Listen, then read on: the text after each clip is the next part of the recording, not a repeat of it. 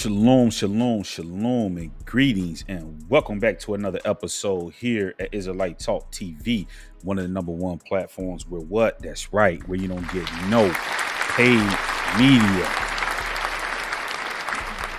Now, family, you guys see the title this morning, okay? That's right. Today we're going to be talking about some new details surrounding the death of Tupac Shakur. Okay. And we all love Tupac, do we not? Okay. That's right.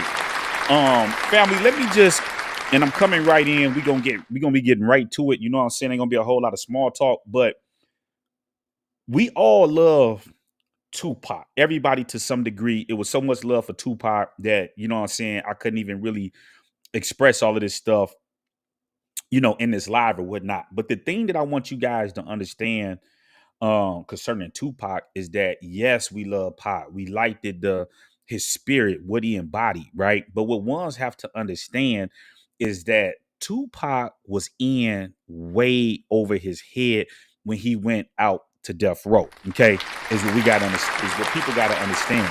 Okay, you guys got to remember that Suge Knight had the LAPD protecting him. Okay. Now we're going to talk more. Of course, we're going to be talking about Suge today. But when I do the why they took Tupac out, I'm going to break this stuff down because I think people do not follow. They don't really follow the chain of events that happened leading up to the death of Tupac. See, Suge Knight was already in a whole lot of stuff before Tupac even got to death row. You know what I'm saying? The feds was already on. There was a whole lot of stuff going on. And like I said, we're going to talk about that when I break down the why. Okay. Line on line, precept on precept, right? But I got to take you guys back to that scene, right? And what we're going to break down today, right? I'm going to reveal some things to you that you've probably have not heard, okay? Because I've been on the internet, I listened now. Don't get me wrong, I have not watched every single video on Tupac that's going out. So maybe somebody may have spoken on it. But the thing that we got to understand is that there are two shooters in the Tupac case, right? And I'm going to show you and prove that to you before this live is done today. The other thing that I want to break down is that remember how I believe it was Tupac father. He did a video on Count Capone.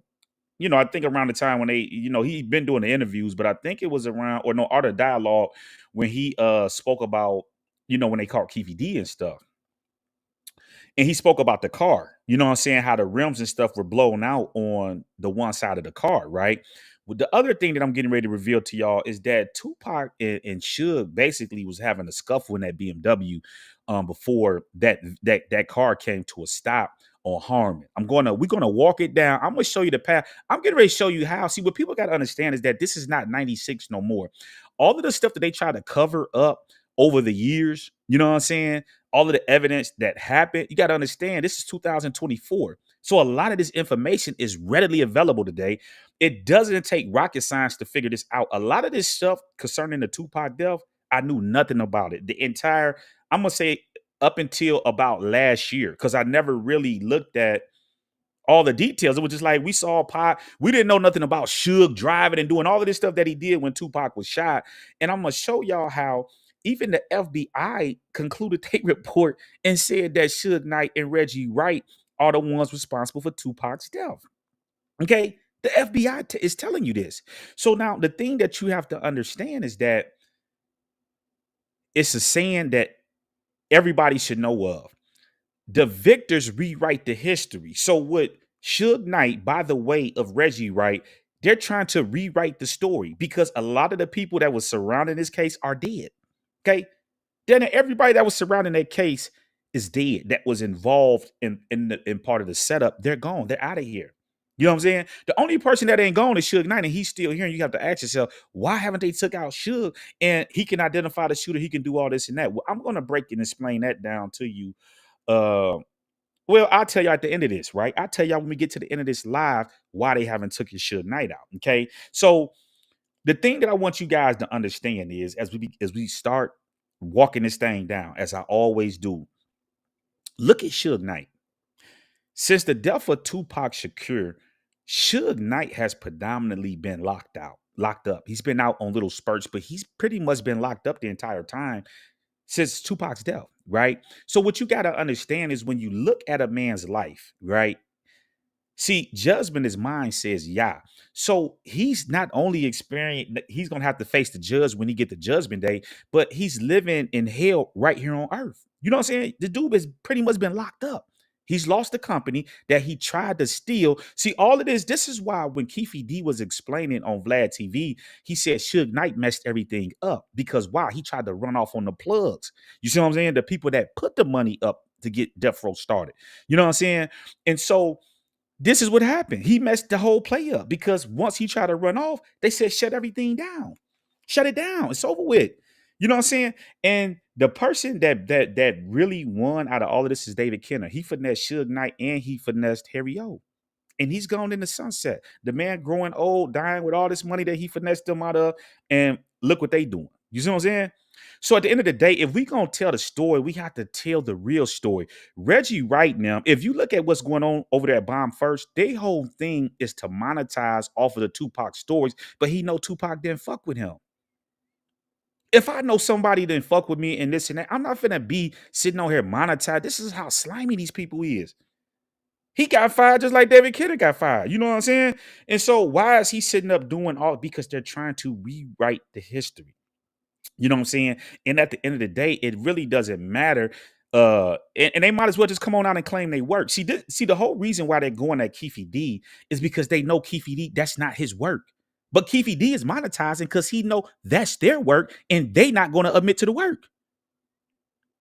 This is why Reggie Wright is mad at Keefe D. Keefe D, like, and then look, not only did they try to backdoor Keefe D, they try to put all the stuff on Keefe D like they trying to put the stuff on Puffy. What y'all gotta understand is there's no way in the world that Puffy could have put a hit on Tupac. And this is what y'all gotta understand. They want to minimize Keefe D's role, right?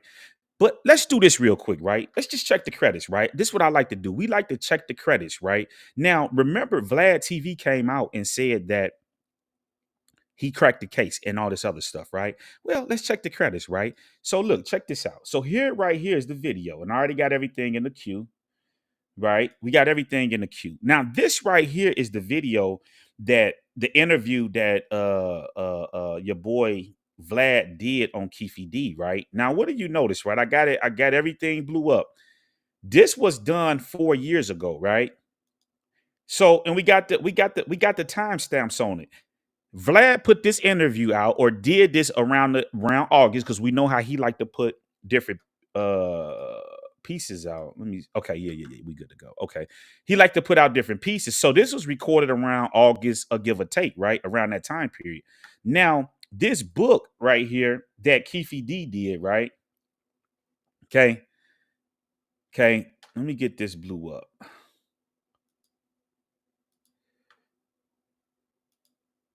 Let me get this blew up, right?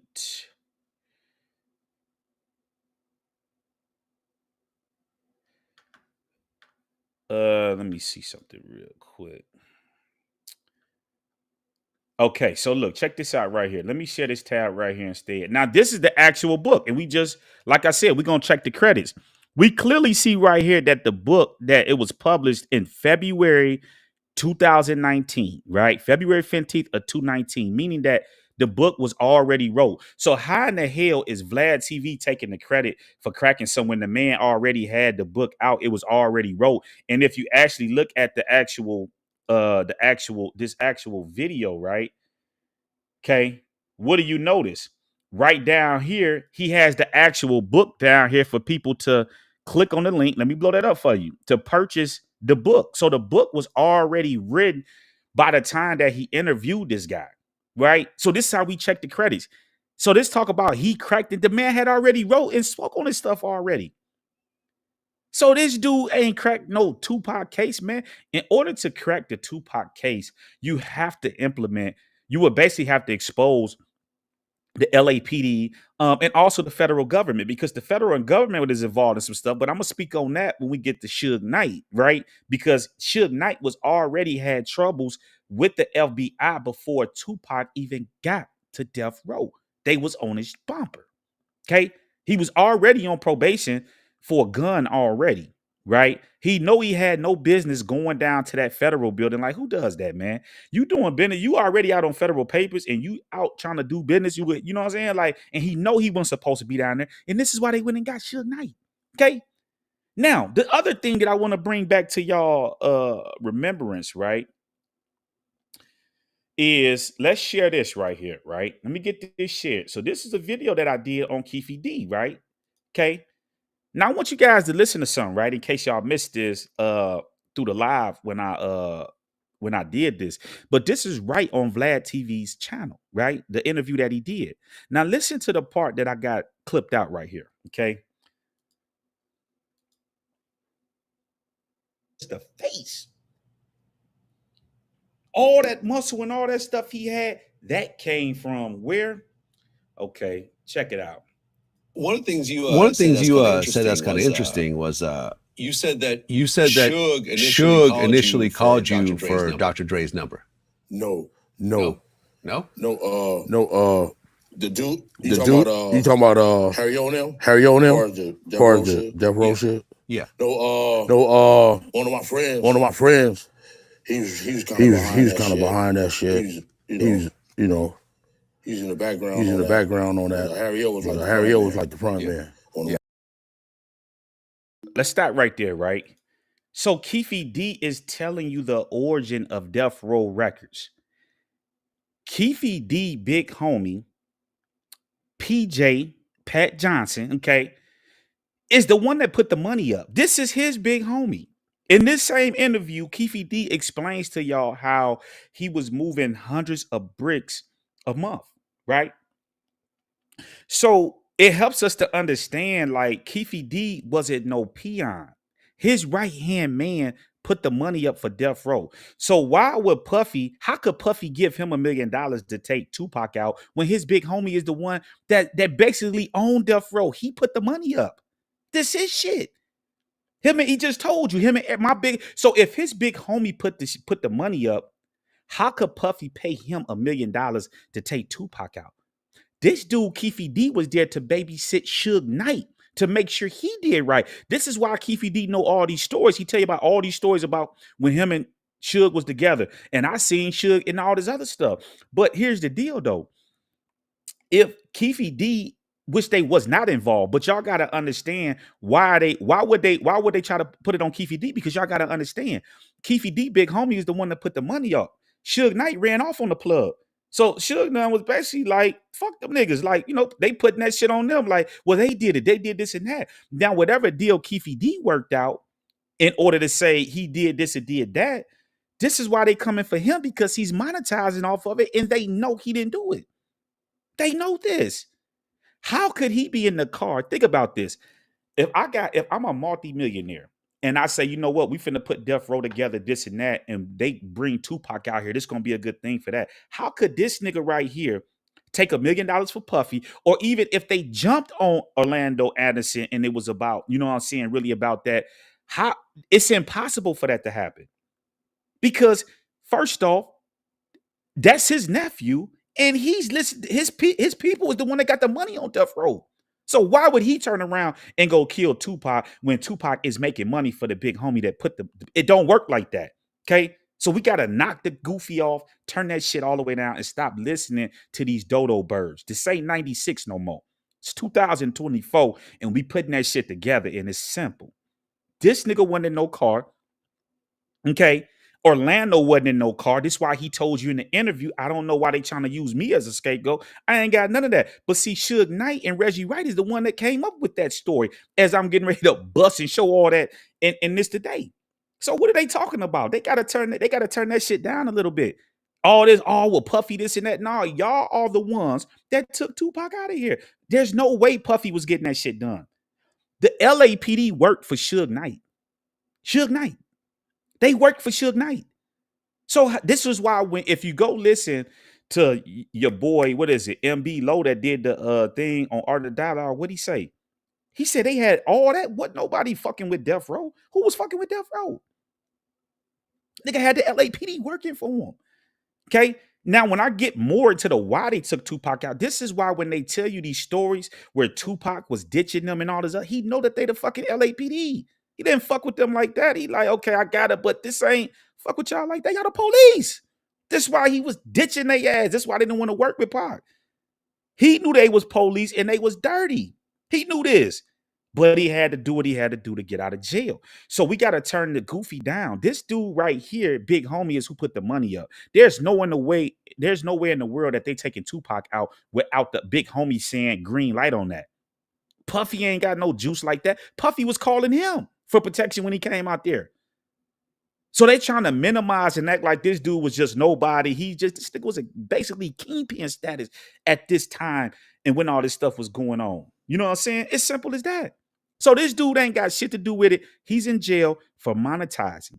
Okay. But it's good that they locked him up because they had to release certain things on the Tupac case, and we getting ready to checkmate Suge Knight, Reg, all of them today. These are the people that took Pac out. Stop saying Puffy, stop saying all this and that. This is who took Tupac out. And it's simple as that. Now, let's get to work. The first place that I want to come. Now, when y'all come in the building, family, right? When y'all come in the building, because I know I skipped past this. Make sure y'all hitting that like button. Make sure you share, expedite this. Get this to Suge Knight ass up there where he had locked that up there in California and get this shit to Reggie Wright. You know what I'm saying? Because I'm finna cook them for breakfast while they sitting up here and trying to act like they just really ain't got nothing to do with it. But they really mad at KVD because they know that that's their work and they can't claim it.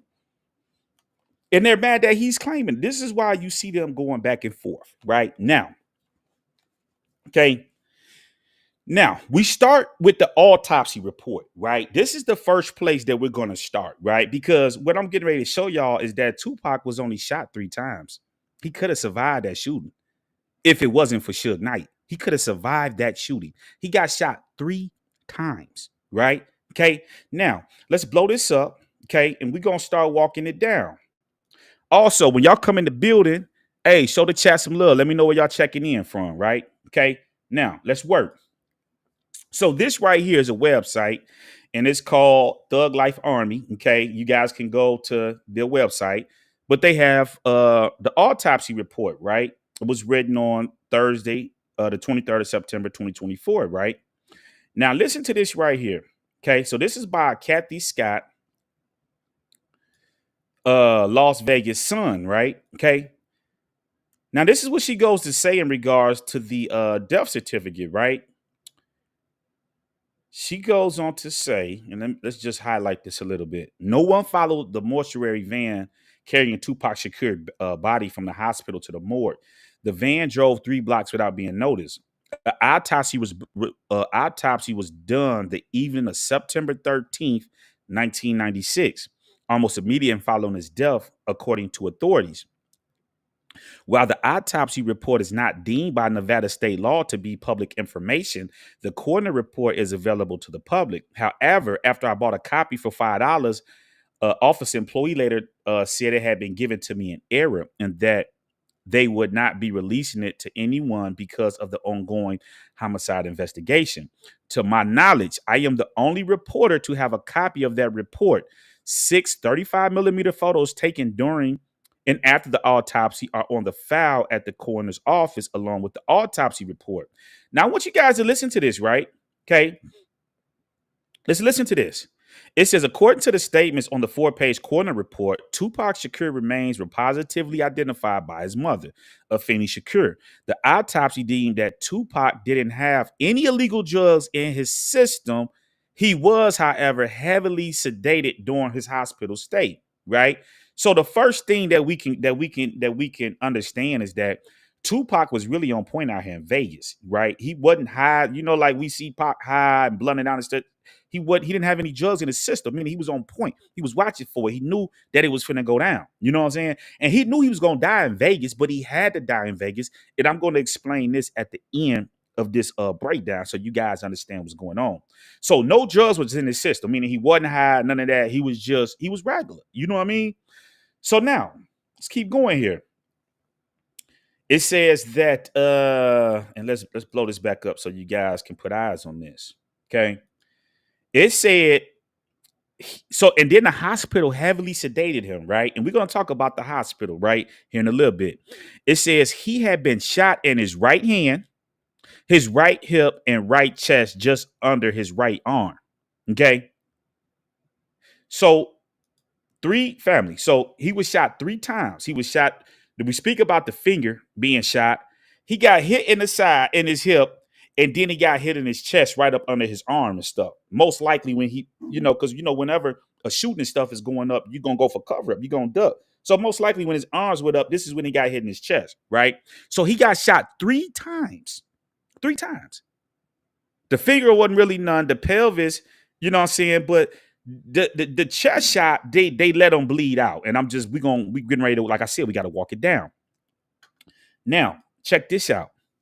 It says, so look, check this out right here, family. Check this out right here. It says, after Tupac arrived at University Medical Center immediately following the shooting, a trauma center surgeon removed 1 bullet from Tupac's pelvis area, right? Now, this is important to understand because watch what they did. Listen what they did. So they removed the bullet that was in. Remember, he only got shot 3 times. The other one pretty much tore his finger off. Like he got shot through his finger. And we're gonna put eyes on that.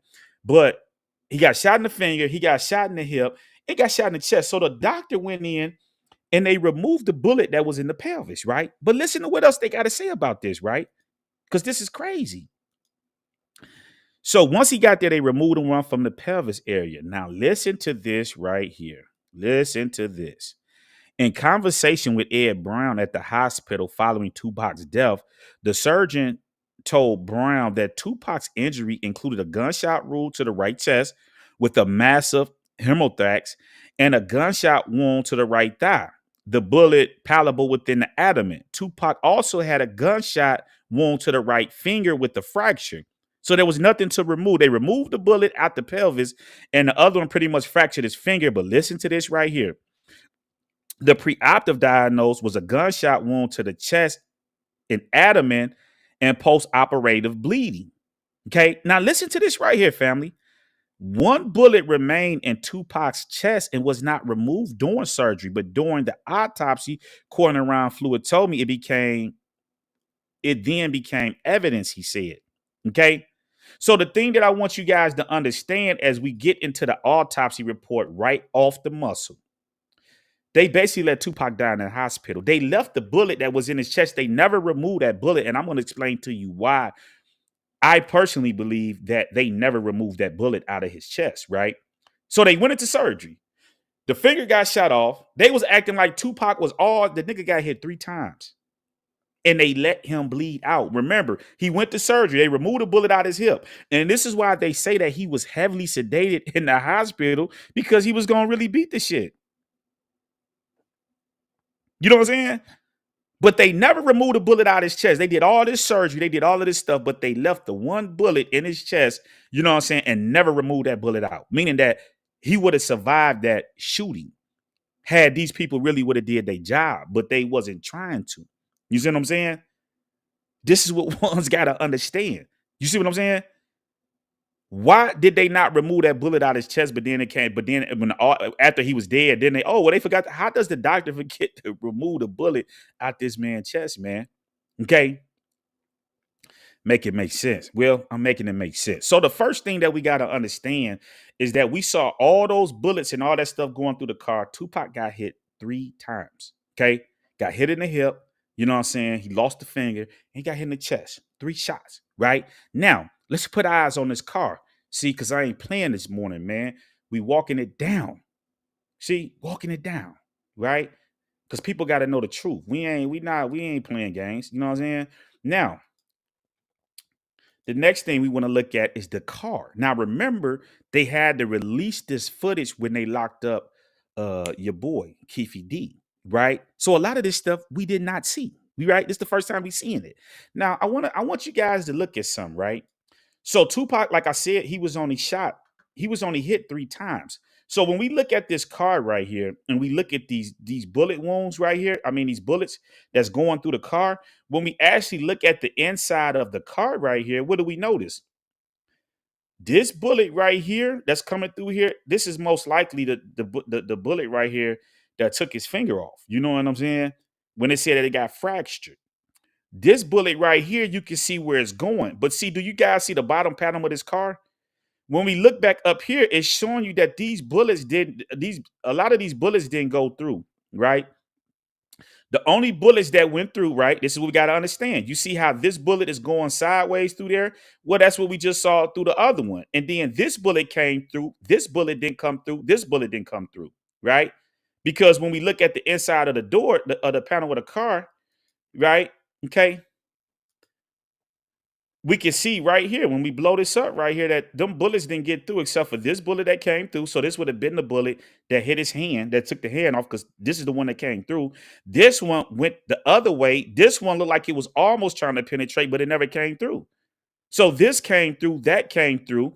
And then the other bullet that came through, right, is right here. When you look at the seat right here, it came through the back seat. So that was the bullet, right? Look, we see it coming through here. This is what hit him in the pelvis right here.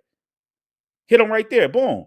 That's coming from right here. When we look at the outside of the car, see, all we ever saw was, let me see. See, all we saw was this right here. We saw all the bullets and all this stuff, but this bullet is the one right here that came in through the back and came through that seat and pretty much hit your boy. You know what I'm saying? Through the bottom of the thing. Right? So this bullet up here didn't go through. This bullet didn't go through. That bullet didn't go through. That did and that did. This did and these didn't right here. Okay? So these are the first thing that we got to understand, right? Whenever we start looking at this. Okay? Now. So the thing that we got to understand, family, when we looking at this, okay? And let's just bag this up real quick. So now, I've listened to this liar. What's his name? The guy out there in Las Vegas, the Chris Carroll guy, right? I got him in HD lying. Caught him lying, caught him trying to cover up all of that. We're getting ready to get to that, right? But he would go on to say, well, I don't believe that Suge Knight had anything to do with it because he was in the car. You're not going to have nobody hit that's in the car. Well, Dodo Bird, y'all don't look. The fact that Suge Knight didn't get hit proves that this was a hit. See, what y'all got to understand is that Suge had to be in that car. This is why, if y'all look at the shots, everything, so we already know that this is police work. Okay, this is police work right here that's doing the shooting. It's impossible to for a random. This is why when they asked Frank Alexander, and we're going to get to that in a minute, do he think it was random or do he think it was targeted? It was targeted. Tupac was the person to hit, and they made sure that they shot low. If this is a regular drive-by, you're going to spray this car up. You're not going to aim low. Why are they aiming low? Because they can't risk hitting Suge Knight in that car. This is all door work right here. That family, listen, I'm giving it to you. And why did they shoot in the back of the car, right? Because they know that Frank Alexander, like, listen, y'all get y'all popcorn, y'all breakfast. We walking it down this morning. See, when they stopped that car, they had to verify if security was in that car because they know that Pop had security, but he told Frank, you ride with them. See? So at the end of the day, the fact that they shot low and it was targeted to Tupac where he was sitting in that car shows you it was a hit. It would be impossible for Suge Knight not to get hit. The fact that he didn't get hit and the fact that he didn't drive off shows you that it was a hit. Why would he just stay at the light? Like, family, let me tell you something. Excuse me. A lot of y'all have not been in shootouts and things like this. If you're in a car and somebody starts shooting, your first reflex is going to be to get low, get on the gas or whatever. Suge Knight would have ran into that car that was in the back to the side trying to get up out that jam. The fact that he sat right there let you know that it was a targeted hit because he can't move the car. If he moved that car, he could get hit. This is why he just sat there and didn't do nothing.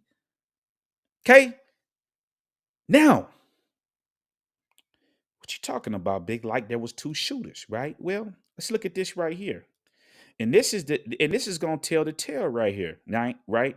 So all this stuff was at the bottom, right? Now listen, if we look at this photo right here, family, look how big Suge Knight is sitting in there, how slim Tupac is. There's no way he do not get hit with none of these bullets if this is just a regular drive-by. You see what I'm saying? It's no way that he does not get hit. This is why he sat there, because it was a targeted hit to take Tupac out, and he could not move the car, but he had to be in the car because he knew why. If he wasn't in the car, they was gonna blame him for it anyway. So he's got to be in that car. This is why Suge Knight is looking how he's looking, because he like, damn, these niggas might take me out. But I'm gonna explain to you why they didn't take Suge Knight out. Okay, at the end of this. But this is what I want you guys to look at, family. Check this out right here. Okay. Let me see.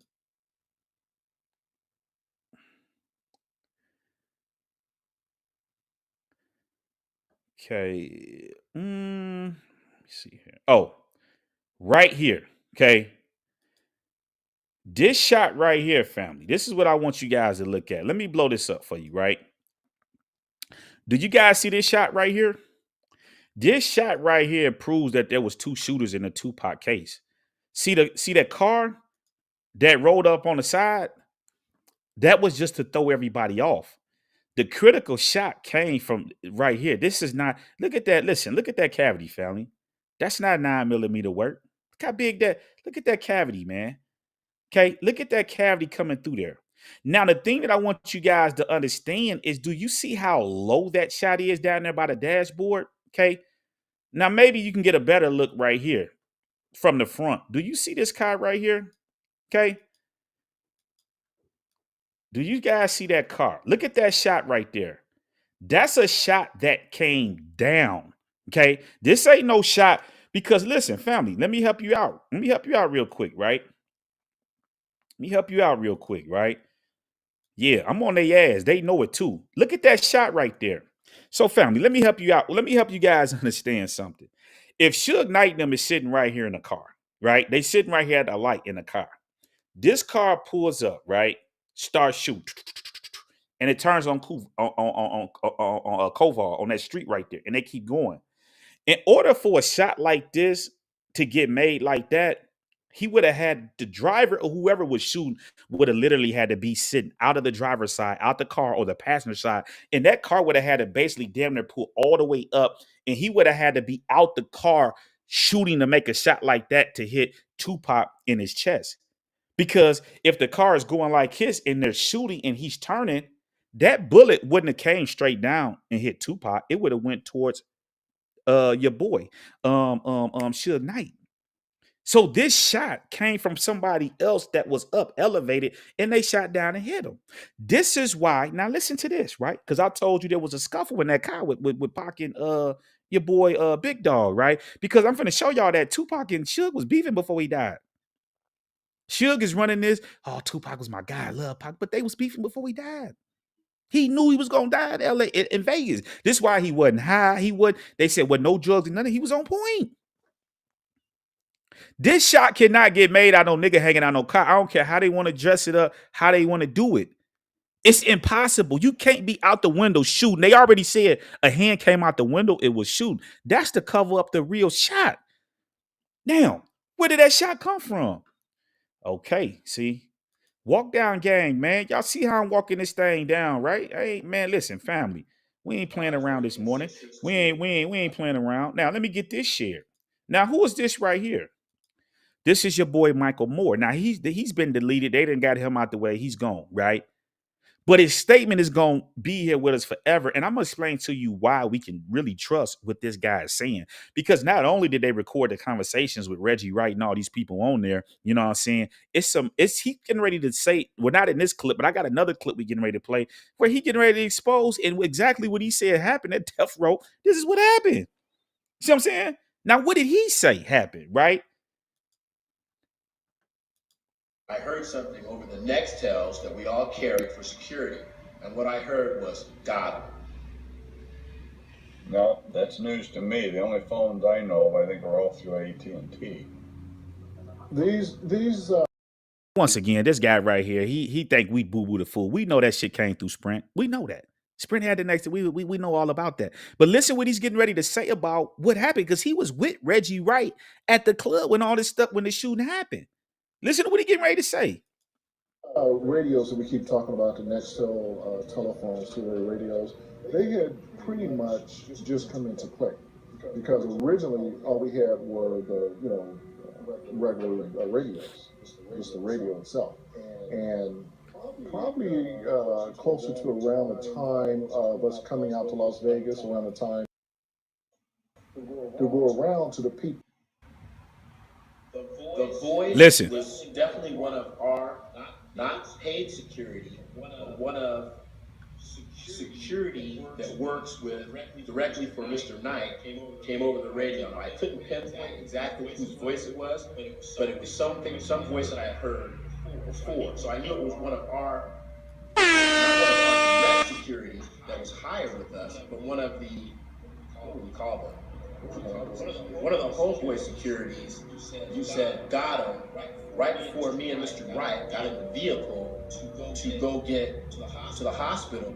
Michael Moore, the night that Tupac was shot, after being taken off of Tupac with me, went back over to Club 662. Then someone else came on the radio and said, hey, don't say nothing over the radio. So Michael was with Reggie, and they went to the hospital together.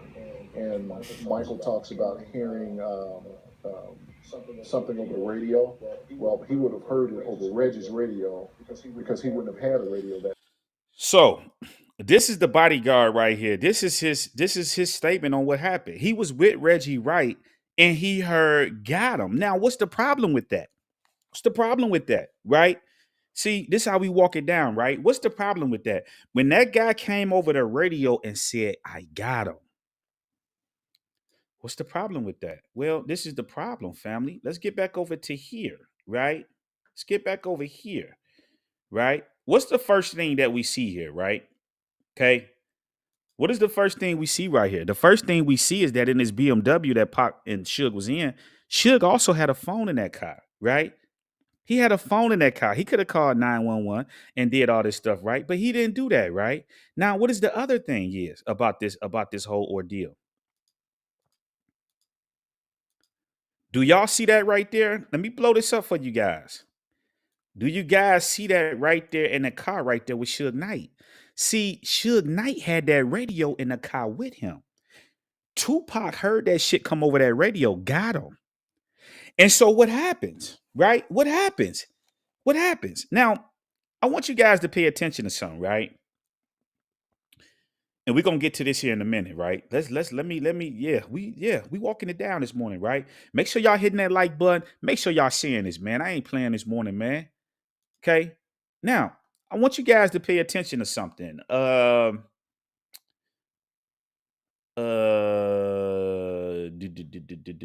we going? Let's see. Is this shit right here? Let me make sure.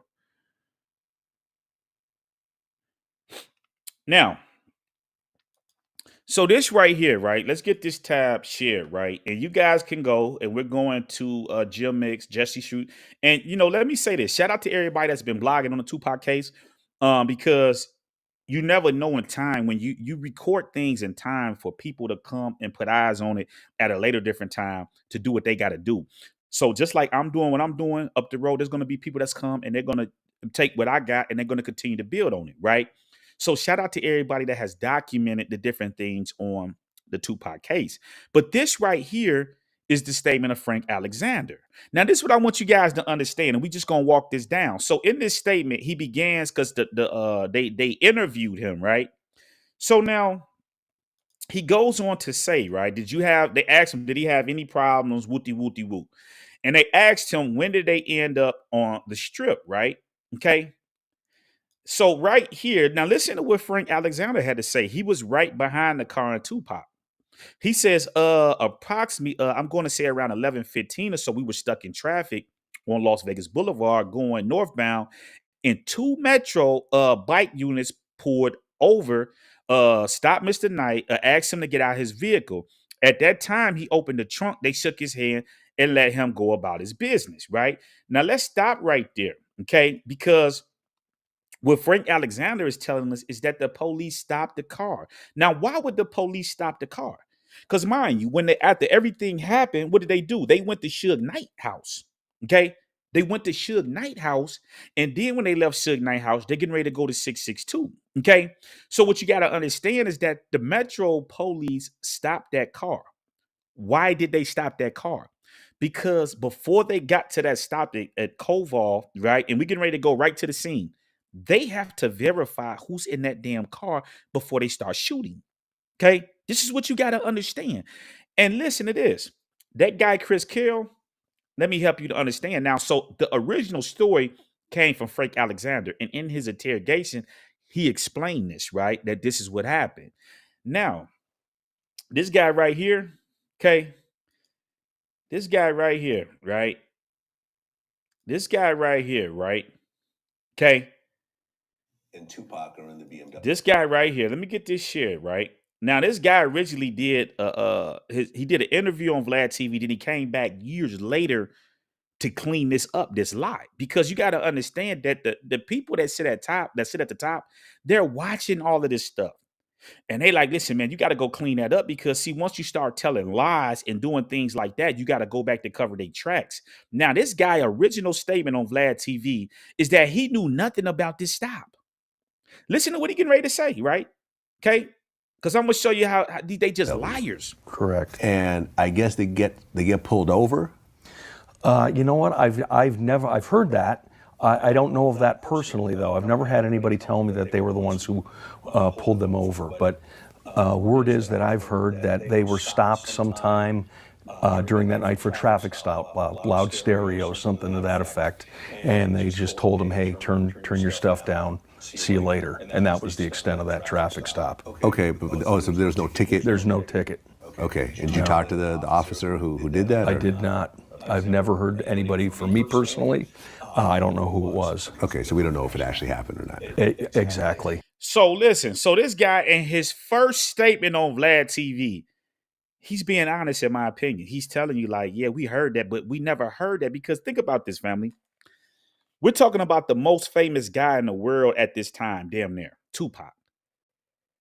You're telling me that all this time that this stuff happened, Tupac got killed, they doing all this investigation, and the security guy that was in the car, he's gone. Frank Alexander is gone. But in his statement to the police, Las Vegas police, he told them that there was Metro police that stopped that car.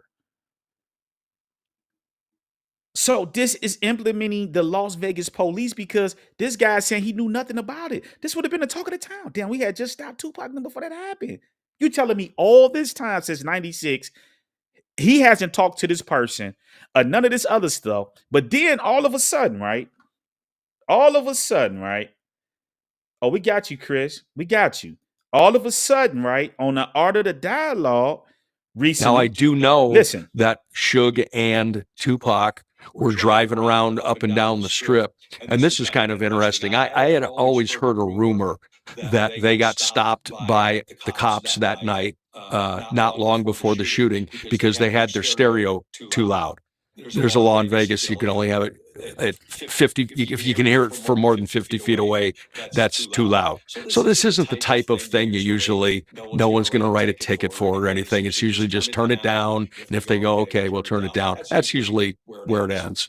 And that's exactly what happened. So I had heard that they'd been stopped for the stereo, but I never was able to verify that. And just last year, I found the cop, and he's like, yes, it was me. I did stop him for loud stereo. So family, now all of a sudden, you're telling me from 96 all the way up to a year ago to when he did this, he ain't been in contact. He don't know who these people were. And all of a sudden out the blue, he ran into the cop after that. This is this guy switching up the story because his superior said, listen, man, you got to go clean that up because there's a statement saying that.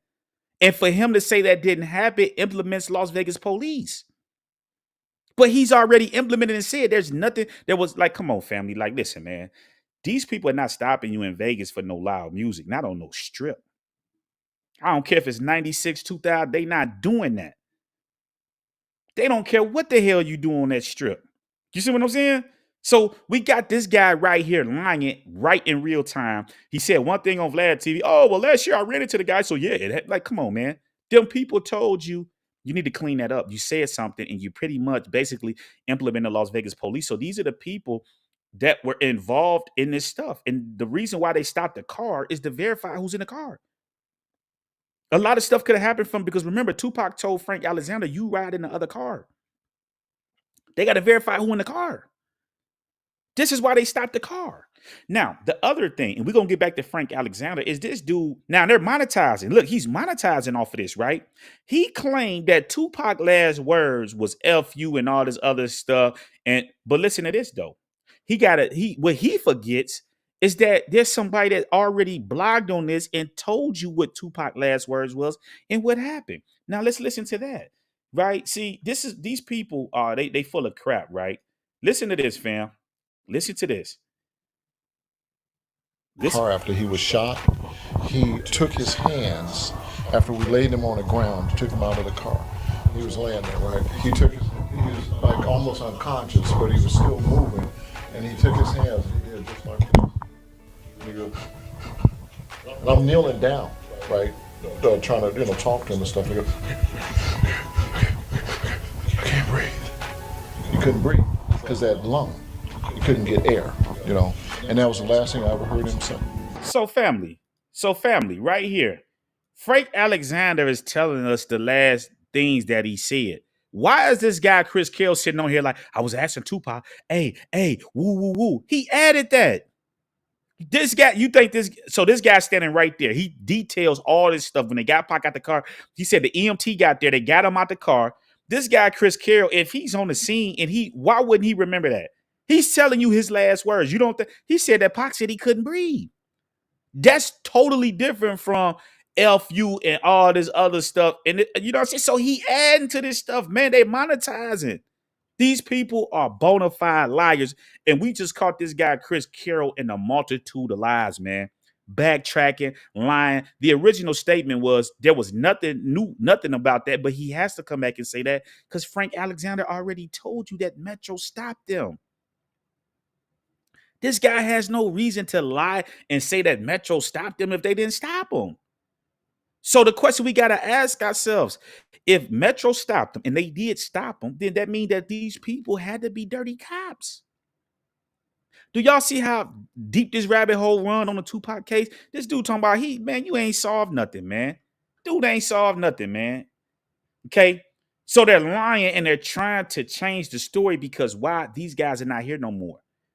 But we gonna let it breathe on one here. We gotta bring out the real and we gotta turn the goofy down and we gotta turn that garbage down that they talking. Now, let's get back to Frank Alexander, right? And what he said, right? Okay.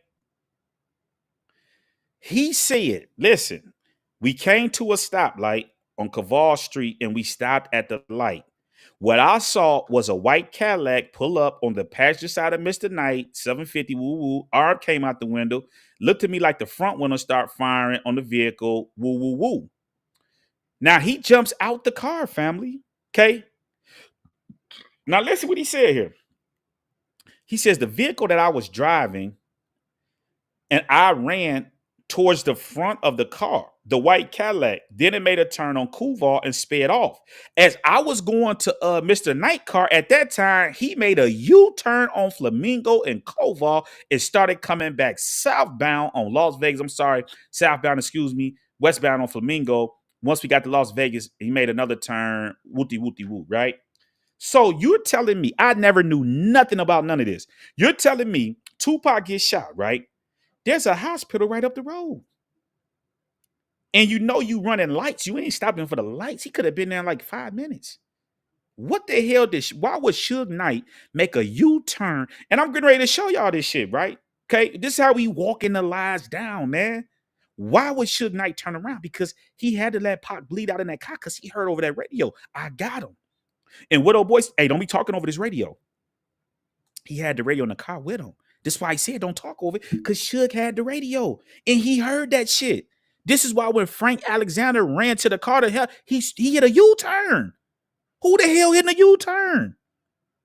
The hospital that way. Nigga, where you going this way? You trying to make sure that Pac bled out in that car because he heard on that radio. Suge had that radio in there. Okay? Now, let's go to real time on this boy, right? See, we not playing around, right? Now, family, let me get this added to you, right? Let's get this added and let's blow this up, man. Okay. Make sure y'all sharing this when y'all come in the building. Hit that like button. Suge, Reggie, right? They not getting away neither. They can keep saying, "Oh, Puffy, Puffy." No, no, no, no, no, no. Puffy ain't got shit to do with this. This is y'all work. Own up to y'all work. Okay, what you hiding? What y'all hiding? What y'all hiding and slipping around for? Claim y'all work. This y'all work. Okay. Now, family, look at this right here. Okay, I never knew none of this, right? So if you guys look, this is the light right here that they're at, Flamingo and Koval Lane right here. So if you see right here where this, so Suge them is pretty much sitting right here, and the car pull up, shoot, and turn on Koval and keep going. So why don't Suge Knight just keep straight? All he had to do, family, and we doing this in real time, right? All he had to do is go right up the road, okay, right up the road, okay, right up the road, okay, right up the road. This is all he had to do, right? All he had to do was go up the road. And I want to show you guys this just so you guys can see this in real time, man. You know what I'm saying? They sitting up here playing games. Like, man, it don't take no damn rocket science to figure this shit out. Y'all got that man up out of here, man. You see what I'm saying? Now, right here, do you guys see this right here? The ER at Desert Springs, this hospital been here since 1971. Okay? All Suge Knight had to do, family, is just go up the road. What the hell he hit the U-turn for? The hell he hit the U-turn for? Because he need Pop to bleed out in that damn BMW.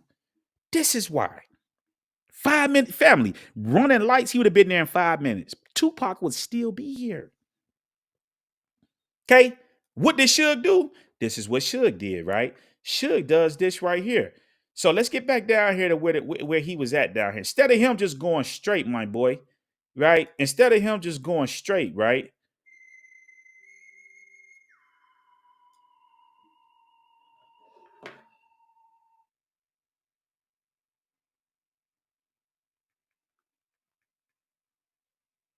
They calling, but we got to finish walking this down, right? We got to. So look, so they right here at the light, right? Instead of Suge going straight, this nigga hits a U-turn. He goes all the way back up here, right? Okay. He goes all the way back up here. Okay. He goes all the way back up here, right? So look, he goes back up Flamingo, come back this way, right? He's going all the way down here, and the car flips. This is where the car came to a stop right here on Las Vegas and Harmon. Family, it don't take rocket science to figure this shit out. You needed Tupac to bleed out in that car. And even then, he was still holding strong. Look, he went all the way back up this way in the hospital the other way. And he knows where the hospital at. He lived in Vegas. The hospital was right there from where the club was at, right then and right across the street. He comes all the way back up Flamingo in this way, and they want us to believe that he had nothing to do with it. Suge is definitely involved in this shit, and he made sure Pac drove out that he bled out in the car. Now, let's get back to the car. See, we ain't playing no games, right? Now, I want you guys to put eyes on something, right? Let's get this share, right? If we notice, look at the car, right? When we look at the car right here, right? Let's blow this up. We notice how, okay, let's look at this. You notice how the tires are blew out on this side right here, right? Well, you know why the tires are blew out? Because first off, let's get back up here, right? What do we notice when we look inside the car, right? If we notice, right? Okay, this is the side right here. This is where Pac was sitting at over here, right? Now there's some blood drops, a little stain, blood, woo there, little baby spurts, right? But what do we notice? Right? When we look at the pictures, right? Most of the blood is over here, okay? On this side over here, going over towards the dash, right? This is Suge Knight's side. Do you guys see all that blood in there? Look at that, family.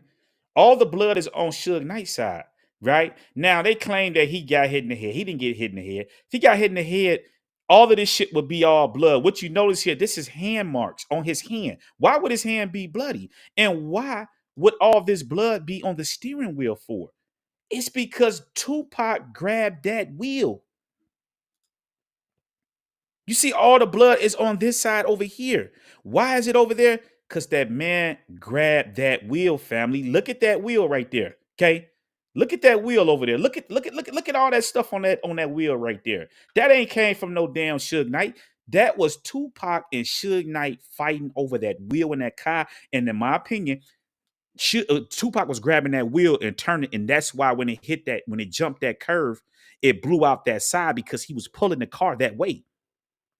Come on, man. Pac heard that. Don't you see that radio in there? It's a radio and a phone in there. Why didn't Suge say, hey, man, y'all follow that car right there? They're going on Kuval. They're going down there. Nobody chased. The car that was in front of them was a death row car. None of these people chased. The only person hopped out was Frank Alexander. And when he came back to the car to try to help Pac, this nigga hit a U-turn and go back up, down, what was that, Flamingo, to Las Vegas Boulevard. Come on, man. Come on, man. Come on, man. Make it make sense. And y'all keep saying Suge ain't involved in that. Come on, man. Knock it off, man. He made sure Pac bled out in that car and he couldn't say nothing. This is why they made sure that, hey, did Tupac wake up? Did he say something? Because he got the radio there with him. You got the mic and the phone there. You didn't call 911. You didn't call that. According to Chris Carroll, oh, we just bumped into them on the strip and this and that. No 911, no call over the radio, no nothing. Family, this is what it is. Frank Alexander just told you what it was. Why would Suge Knight hit a U-turn? Why? And this is why Suge Knight can't speak on this today, because he know he's involved. And speak on this, he would have to involve himself. But why would he not? Family, think about this. The only people that got slid on in this Tupac case is the people that was involved in the case that spoke on the case. Now listen to this, family. Check this out. We ain't done with their ass, right? We ain't done with them, right? Check this out right here. Okay, check this out right here, family. I want you guys to listen to something. Let's get this tab shared, right? Now listen to what Frank Alexander had to say in regards to your boy, Mr. Reggie, right? Sitting over there doing all that capping over there, and he know that he was part of the demise of Tupac, right? Listen to this. We don't know well, we know that Reggie and Suge are close. They grew up together. They're like brothers, right? So Frank Alexander is talking to Michael Moore. He trying to say, well, he getting ready to try to act like, well, you know, we don't know. Listen what Michael Moore getting ready to say, right? Listen what he getting ready to say. We don't know how much Suge completely trusts Reggie or will say certain things to Reggie. You know, maybe there's nothing he won't say to him. Then again, maybe there is. Maybe Reggie knows a lot, okay? But I don't think if Suge had anything to do with Tupac's death, he would tell Reggie. He would. You think he would? He would. I know he would. Did you hear what Michael Moore just said? The same one that told you that he heard the shot. Listen what he said. He telling Frank, like, Frank, you saying that I know more. He would tell him. Listen what he get ready to tell him. Like, because they're tighter than you think. Everything that Suge does, Reggie knows. Because I tell you right now, anything goes down with Suge, you know who's going to run this company? Reggie. So listen, did Michael Moore lie? Was not Reggie Wright pretty much running all that stuff after Suge went to jail and all this and that? So we know Michael Moore is not lying. He's gone. They got him up out of here. But his words bear record to the truth. This is how we know. Damn.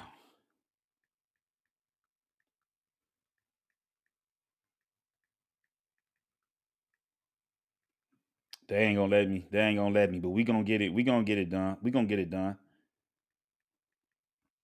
So anyway, this guy died. So when he told Frank Alexander this, what ended up happening after Frank Alexander died and Michael Moore got took out? Reggie Wright did eventually run death row for a little bit. So he didn't lie. Hindsight 2020, he did not lie. He told him what it was, and this is what happened. You can't escape this, Reggie. You and your boy, and this is why he's sitting in jail right now, took the boy Pac out of here. Y'all know what happened, man. Stop, listen. Just come on and come clean and just y'all gotta stop with the lies and stuff, man.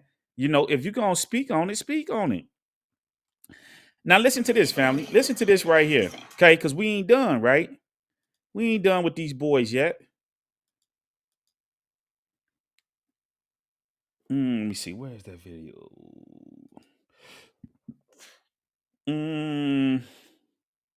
Oh, hold on. We'll get to that in one quick second. Let me see. Where was that? What did I just do with that video? Hold up. Wait a minute. Wait a minute. Wait a minute. Wait a minute. Wait a minute. Boom. Was that this one? What video was that? Oh. Hold on, family. Hold on. I got a lot of screens pulled up. Let me see something. No, that ain't it right there. Where's that at? Boom. Boom. No, that ain't it right there. Let me see.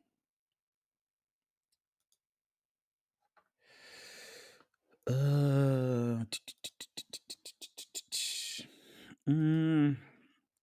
me see. Is this it right here? This might be it right here.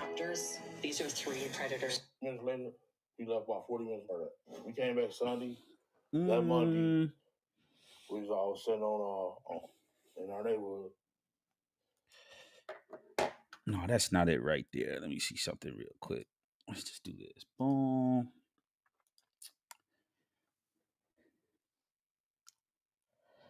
What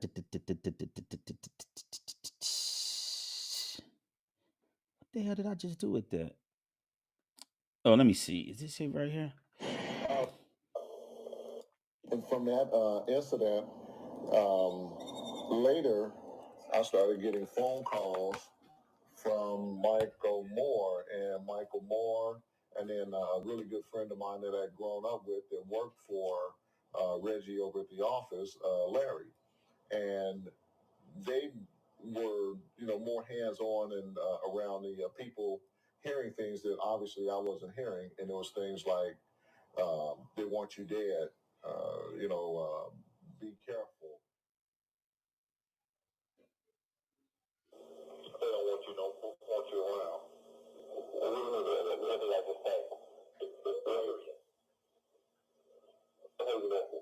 I said it right out of his mouth, and his girlfriend confirmed it. Yeah. Say what you did. He said that he did. She said that they said you told a lot of stuff. Okay, now listen, we're gonna get to that in a minute about why they got Frank Alexander out of here. But hold on, there's another clip that I had pulled up. Wait a minute, let me see.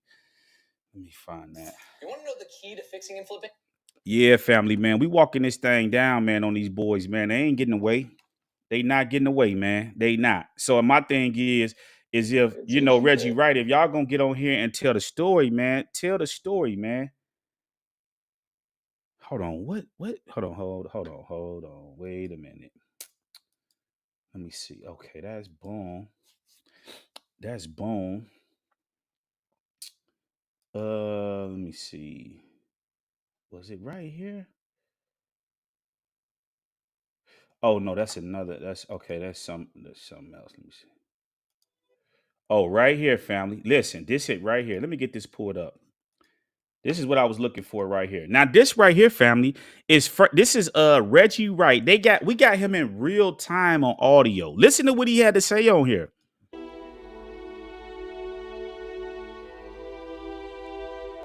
I don't really know. I don't know how damaging or how helpful you could be. And so we're trying to find out if you can be helpful or if you're damaging. So look, so right here, right? Now, mind you, this guy's supposed to be the police. So what is he talking about if you could be helpful or damaging? If Reggie Wright was really, like I told y'all, these guys are dirty police, right? If this guy was so like that and they really cared about Pac, why are they mad about him about the statement that he given? That's the actual story.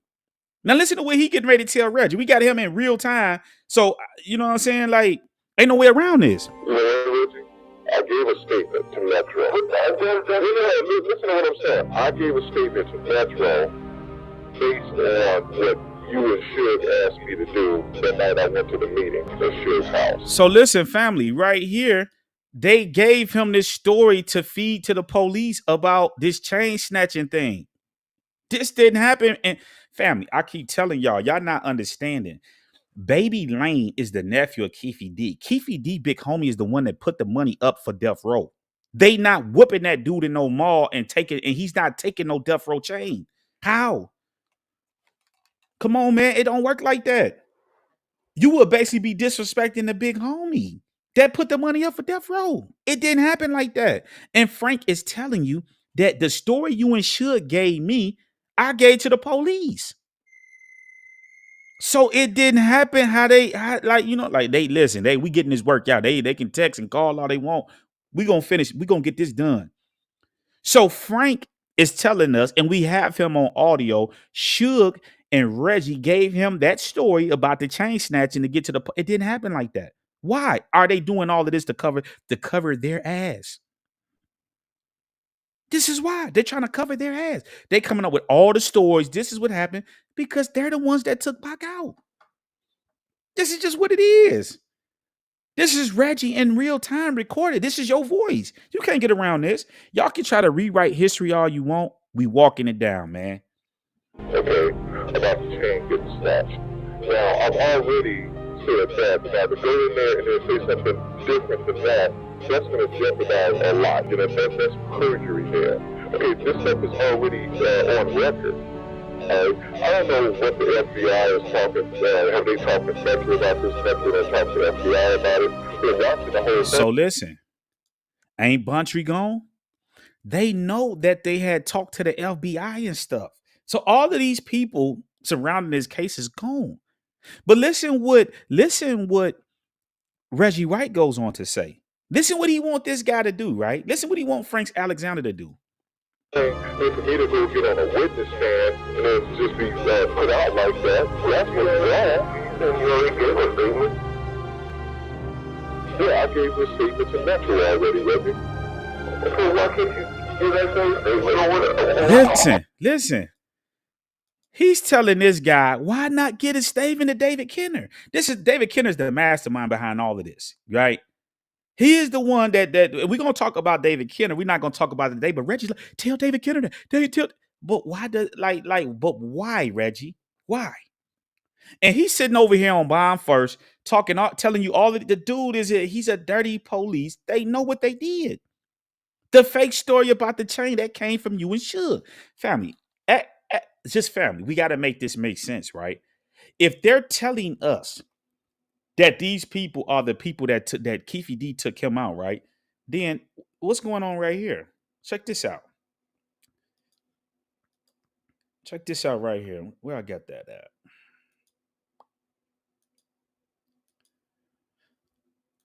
Let me see.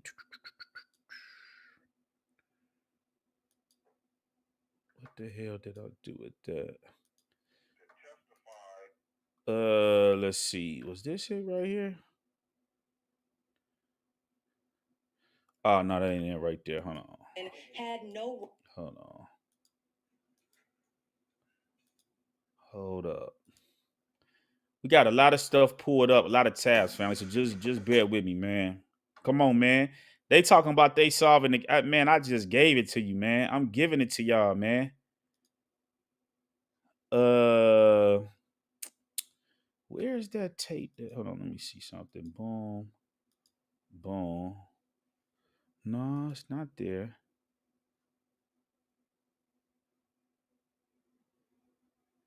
This shit right here. Oh, right here. Now, I want you guys to listen to something, right? Check this out. Listen to this.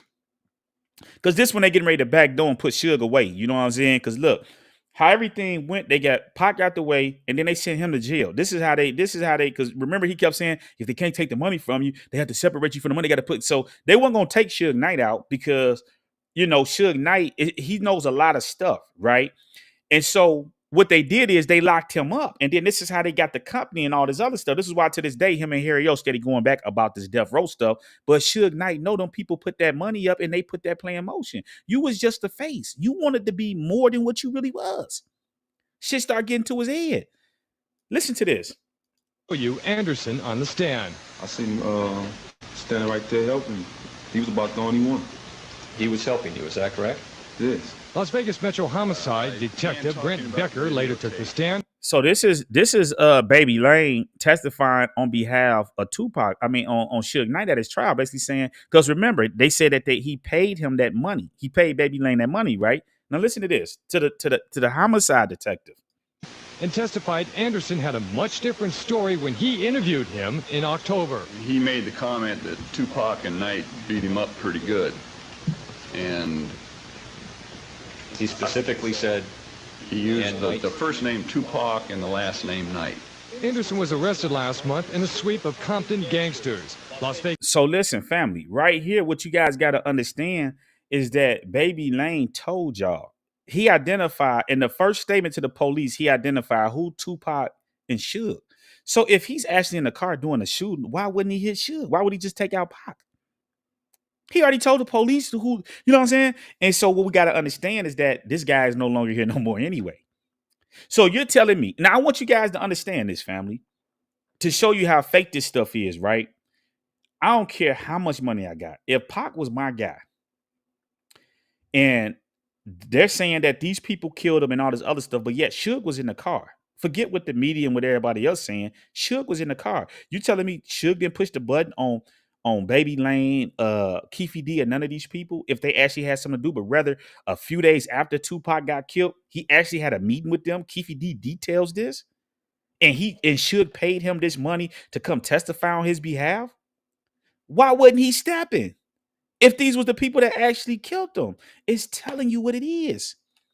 Napoleon sitting up here, right, for the outlaws, and I got a cake baked for him too, because he always in Saudi Arabia hiding because he know what he did, right? See, this is what y'all got to understand. If you notice, he's the spokesman for the outlaws or whatever the case may be. He's always on Art of the Dialogue. He's the spokesman, right? But you really don't see all the other outlaws really like on there like Napoleon, right? What you guys got to understand is that why didn't the outlaws slide? Why wasn't no stepping in this and that if they really love Pac? Now, this dude gonna sit on here and give y'all all these interviews, but we're gonna talk about Napoleon, right? Because his hands ain't clean neither, and he knows this, right? And this is why he's all the way in Saudi Arabia hiding. You know what I'm saying? Talking about he went out there for safety reasons. I bet you did. Them people know what you did, man. And we gonna talk about you know what I'm saying, y'all backdooring Gaddafi. We're gonna talk about that, man. That you're not gonna get away, Napoleon, man. And for you to be a Muslim, you know what I'm saying, you should know better. Even though I don't respect that, because we know that Islam is a fake religion, you know what I'm saying? But at the end of the day, you know what I'm saying, you should know better. You know what I'm saying? You know better. But the bottom line is these people came. Now, did y'all hear what the other guy said, the detective? He said, no. It didn't work like that. When that guy came in here, he said, this is what Suge Knight and them did. Why did they do that? Because the whole thing was to checkmate and lock Suge Knight up and put him in jail. See, this is David Kenner backdooring Suge and putting them in there. But see, there's a saying, there's no honor among thieves. So it's certain things that he just can't talk about. Because him and David Kent, all of these people were doing dirt. So they'll get on here and talk about certain things, but other things they just can't talk about because they all are involved with this stuff. You know what I'm saying? So at the end of the day, why? So this tells me right here, I don't care what the media talking about or whatever the case may be. If Suge and them felt like they did it, why wasn't they stepping? Why didn't they walk them boys down? But better yet, he's in here working deals with the guy that they claim just shot Tupac and want to pin this stuff on. But yet Suge Knight has this guy in reach. He could have, according to Keefe D, he could have walked both of them down in there. Hey man, gunning them down. Let's get on up out of here. It's over with. They killed Pac. We gone. They didn't do that. He paid that man to get him out of it. But see, this is Suge Knight's fault because they backdoored him. They were all in on the stuff with Tupac. And once they got Tupac out of here, they backdoored him because he tried to run off on the plug. And David Kenner backdoored all of them. Okay, we're going to talk about David Kenner when we get to the why they did this. Now, let's keep going here. right? Because it's what you guys got to understand about this Tupac case. Now, listen to what they had to say in regards to Tupac, right? Listen to this, okay? I'm in New York. I think we just finished doing MTV, and he had to come back to LA, I think, to do a video. And he didn't want it to go because he was like uneasy about going. He said he didn't want it to go. Because he had told us that he was not going there with, his words, them sellout niggas. I was told. So listen, family, do y'all not understand? They getting ready to talk about what happened. Suge Knight got exposed and Pac found out that the niggas wasn't real. They was fake. And they getting ready to talk about that when that shit happened with Snoop. They was looking for Snoop. You know what I'm saying? So I'm finna break down to you why Pac knew he was gonna die in Vegas, but he took that ride because he had to. And I'm gonna explain to that. But they're telling you. He just told you. Them sellout niggas this talking about Suge now. Now listen what the bodyguard getting ready to say, right? Listen to this, man. By another one of our security guards that was a bodyguard, that he had escorted Pac to the airplane as they were leaving New York. And Tupac told him, specifically told him, that he was a dead man walking. The last thing he said to me prior to leaving was, he's not going to be in Vegas. I don't have to worry about him showing up. And don't worry about it because he won't be there. So listen, family. Pac already knew the play. He knew what it was. He's telling them, I ain't going to Vegas. I ain't going this and that. He got into it with Suge them out there right before he died. See, these are the stories people, because see, Suge wants to run this story. Oh, me and Pac was this and that. I mean, you and Pac fell out. Pac found out that you niggas was fake. Listen what they telling you. This coming straight from they telling you. He said, I ain't going out to Vegas. I ain't doing this. I ain't doing that. Fuck all that, right? But listen. I feel like he didn't want to go to Vegas. I don't even think he wanted to do the video. I think Tupac wanted to leave, and I don't think Death Row wanted him to go. Tupac was to attend the Mike Tyson-Bruce Seldon fight. I arrived at Las Vegas the day before Pac did on a Friday. September 6th, 1996. He did not want to go to Vegas. Matter of fact, he fought off going to Vegas all the way to the last second. And when I got there, I was surprised to see him there. We met at an attorney's house. George Kalisis. George Kalisis was the attorney for Club 662. Kalisis was a prominent attorney in Las Vegas, known for back to whoever can help them. Isolate that victim, you're going to have a more successful mission. One cannot ignore the ability to communicate. We're in an instant communication era. And for a detective to ignore the possibility is, in my mind, ridiculous. George Kalisis called the meeting at the behest of Reggie Wright Jr. Now, I want you guys to listen to what Michael Morgan already say right here. Listen to this, family. All of the bodyguards were there. Never before had we had a meeting at an attorney's office or with an attorney even present. Reggie Wright told us not to carry. Hold on. They're going to be a great witness because most of people in that position. Face to face. I did slide in between them. Oh, right here. This is what I was looking for. In Harlem. And the radio. Both were on death row's payroll. But not all of the bodyguards were corrupt. And surprisingly enough, not all of the bodyguards have been interviewed. Bodyguard. Michael Moore was my replacement for Pac that weekend at the MTV Awards in New York. I was mostly a fill-in when I was guarding, with Tupac. Personally, I didn't like him. I was in a limo, me and Tupac, Outlaw Immortals. We were driving around in Harlem, and the radio came on with Snoop Dogg saying that he had no beef. Okay, now I want you guys to listen to this. Just listen closely. Came on the radio. They in New York. With New York, which sent Pac into a rage. And we immediately spun the limo around, and we went back to the hotel to confront Snoop. We couldn't find him, but we found Mr. Knight. Tupac was displeased about what had happened, and Mr. Knight was very upset. And they got to yelling at each other back and forth. They confronted each other, basically to a face-to-face. I did slide in between them and said, hey, you can't do this while I'm here, or I am going to have to step out of the room. Normally, I am asked And every situation that I can remember while working with Death Row, where there was altercations, fights, where some type of discipline was going to be passed out during Death Row, I'm usually asked to step outside the room.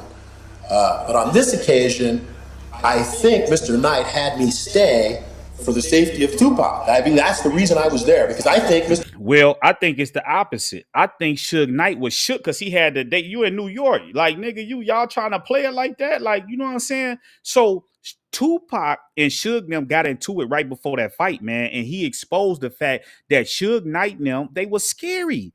We ain't got no problem with the East Coast, and Pac took that to heart. See, what y'all gotta understand. Did you just hear what these people said? Tupac knew it was gonna happen. He knew that he was gonna be killed, but why did Pac still go to Vegas and take that last ride? Because see, you got to understand that a man image in his you know what I'm saying, and what he stand for, you have an image. So you got to remember, Tupac had just got into it on the East Coast with this stuff about him being shot, wooty wooty woo, right?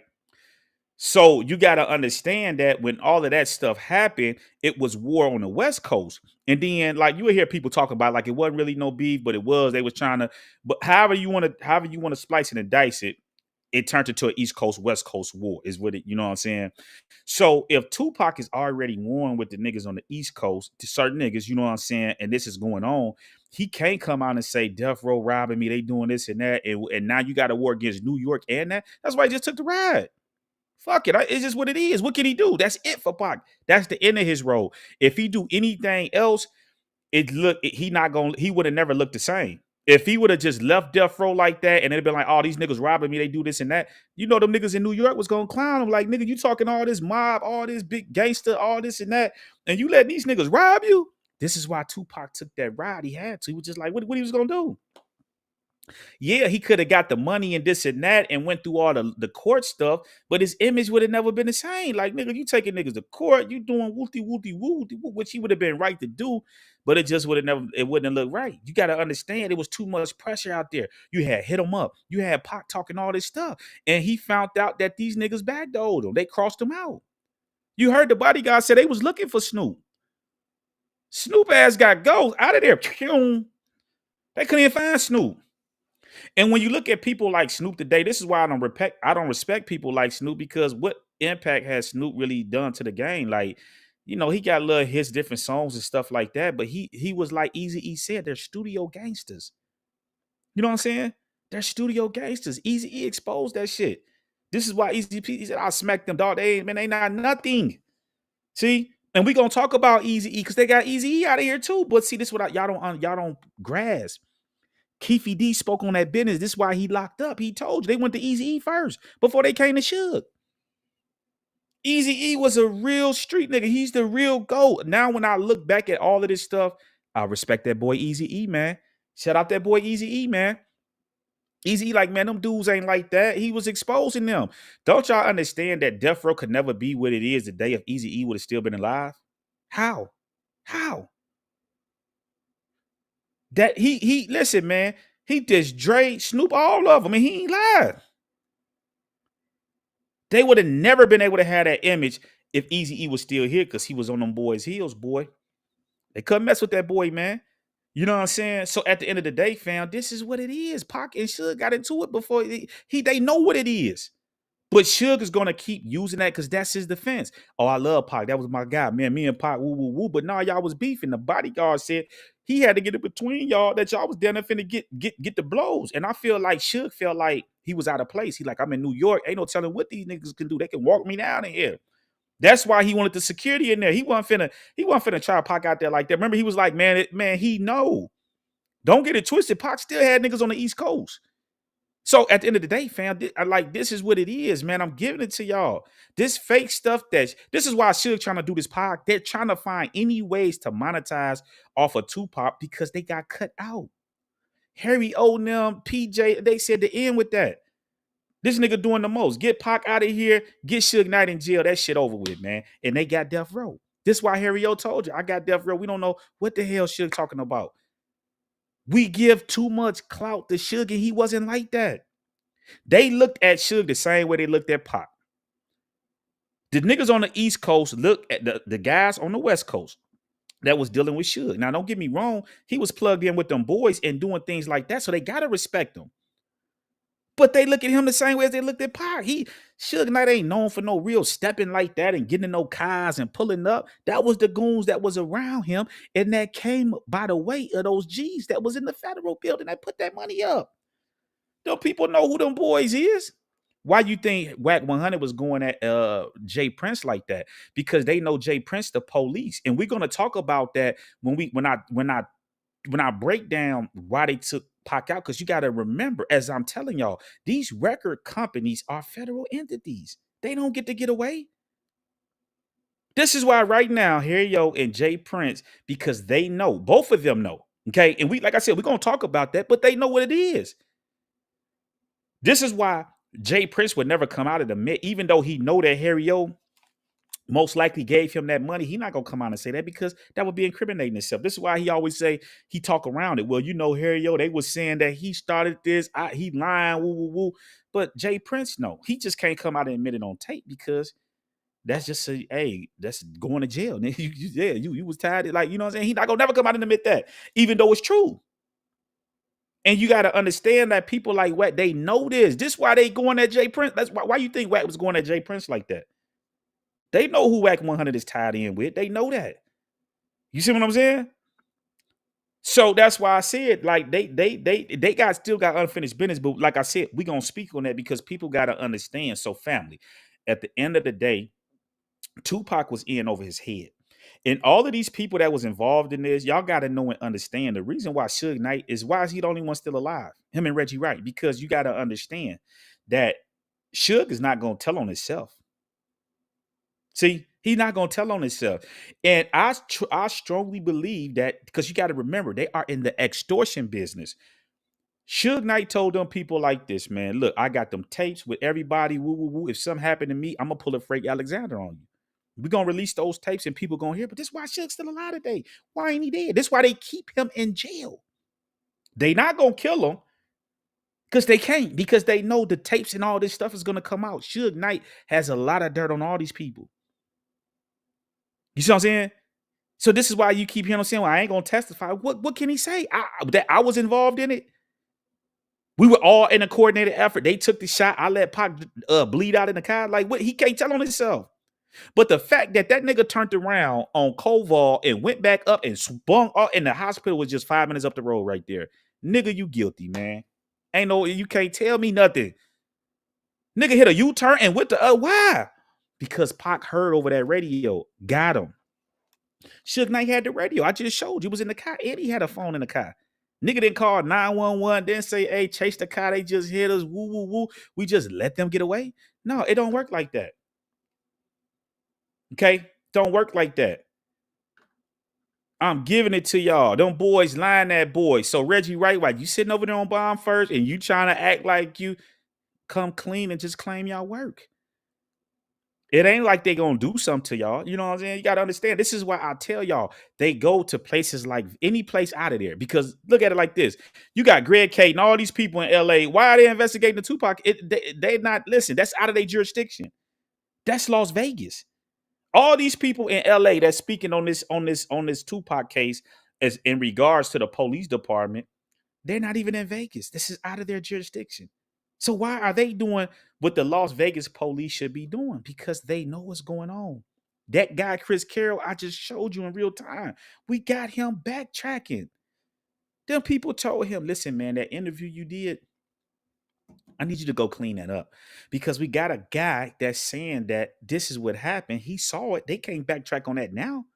Now, all of a sudden, 40, 50 some years later, now all of a sudden, oh, you know what? I found the guy but like, come on, man. Out the blue, he just popped up.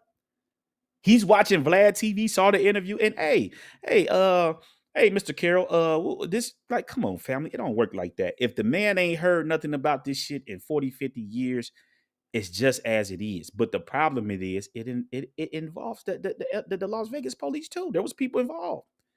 And then y'all got to remember, at the hospital, the police the doctor left the bullet in this man's chest and never removed it during surgery. They removed the bullet from the hip. The only other bullet that was left was the bullet in his chest, because the other one just fractured his finger. It wasn't like Pac was shot up 100 times and this and that. The man got hit 3 times. 3 times. They removed the bullet from his pelvic. Why ain't removed the bullet from his chest? And y'all want to say that, oh, y'all saw the case? How? And why would they leave a bullet in there? Because I told y'all, somebody shot that shot from somewhere else, and it wasn't in that Cadillac. Because what did Frank Alexander say? He said an arm came out the window. Nigga, you would have had to be out of the car, sit on the damn thing, shoot to hit that shot like that. Okay? And if y'all ain't see it, hey, let's get back to it, right? Because people need to understand this shit, man. This don't take rocket science to figure this out, man. Family, it is impossible to make a shot like that with an arm just coming out the window. If he shot that out the window, that shot would have came and hit Suge Knight. This was shot from up top somewhere. Get that shot. That's coming down. That ain't no straight shot in through the glass. That's coming down. On Pac's side, coming down. It would be impossible. If a car pulled up to this and the arm came out and shot, that bullet would have went towards Suge Knight, not straight into Tupac's chest. This was shot from up above. Look at the shot. That's coming down. And that's why the boy Michael Moore told you, what did they hear? Got him. Look at that shot, family. There's no way to hit that shot straight on like that. That means that shot came from somewhere else, man. And look at the cavity on that, okay? That's not no 9mm work. They know this, and this is why they left the bullet in them. And then they gonna say, oh, well, now it's evidence. Like, come on, man. They know this. And this is why they didn't release the thing, but luckily somebody got it. They messed up. This is usually how it goes. And they got that information. But they're gonna say, well, no, we're not gonna release that because it's an ongoing investigation. So as long as the ongoing investigation is going, none of the information is gonna come out anyway. The stuff with Keefe D ain't gonna make it to trial. Because 9 times out of 10, that bullet that they left in his chest that they didn't remove to after he was dead, that came from right here. And that's coming from another shot. Somebody else shot that shot. No, there's no way you just gonna stick your hand out and hit a shot like that. It don't work like that. It don't work like that. That is coming from somewhere else. You see what I'm saying? And then when Keefe D say, oh, well, Tupac was laughing and out the car, that last photo we look at Pac, did it look like he was laughing and joking? He was looking for it. He knew it was coming. You know what I'm saying? That's what it is, fam. I just gave it to you. That's what happened in the Tupac case. Suge let that man die in that car, bleed out. This is why he hit the U-turn. It's a hospital 5 minutes up the road. And you know you running lights. That's with traffic. Somebody shot you. Now you trying to get them to the nearest hospital. This nigga going back up to the casino to gamble. Why? I got to make sure Pac bled out. Listen, fam, Frank Alexander told you he chased that white car. When he turned around, he hit a U-turn. Why? Because if he would have talked to Tupac at that time, Tupac would have told him what happened. These niggas set me up, this and that. This was going on. Him and Suge was fighting that car with that wheel, man. That's why that wheel got all that blood on it. That ain't coming from no Suge Knight. Not no scratch up here. And the dude didn't get shot. They done came on and confirmed that the man didn't get shot. And we know he didn't get shot because later on that night he had a meeting at the crib. If the man got shot, listen, remember the woman down in Texas got shot, got grazed in the head? That one was in the hospital for what? For weeks, talking about GoFundMe for this and that. That man didn't even sit in the hospital 24 hours. The man went there. They gave him a bad name. He's out of there. Because he did not get shot. And that's already been verified, man. I just gave it to you, man. This is what's going on. So Reggie Wright, you and Suge, y'all can really shut up. Really. This is why Suge trying to do this podcast from jail. They trying to find any way to monetize off of Tupac because they lost that company because it wasn't Suge Knight Company in the first place. It was them people that put the money up, which was Keefe D people. So how? Ain't no way in the world Keefe D was in that car. Ain't no way in the world. And neither was your boy. You know what I'm saying?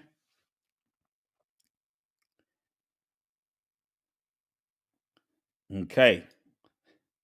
Boss Queen said, yep, they bones are coming out the closet. Ock in the building for the Pac news. Best ever on the mic, according to my personal criteria. You know what I'm saying? Got the gang up in here, men. Let me see. Streets watching. Listen to Jay-Z and Kanye West. Welcome to the jungle. Jay-Z's second verse, he tells you the second shooter is him. Well, y'all got to understand that the people that's taking these shots is law enforcement. Nobody even like listen. They asked your boy Frank Alexander in this statement. Did he feel like this was random? It was targeted. This is police work right here. There's nobody. These street niggas ain't shooting like that. That accurate. They would have family a drive-by. They would have shot that whole car up. This is why Suge stopped that car at that light and didn't move that car. Because if he move it, it could go any way. You see how big he is in that guy? How did he not get hit? And Pac got hit. I'm telling you, the people that pulled up was the disguise, the people that was actually getting ready to take the fatal shot. You got to understand there's different levels to this thing. The people that's doing that, they can't, you know what I'm saying? The people that's gonna take the fatal shot, that ain't that, you know what I'm saying? The people that was in the car probably didn't even know nothing about that. You know what I'm saying? Y'all gotta understand that this shit, this is like, come on, man. I'm giving it to y'all, man.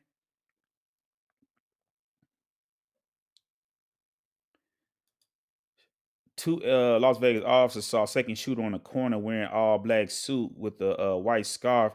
Look at 96 Reasonable Doubt cover album where Jay-Z is wearing black suit with all white scarf.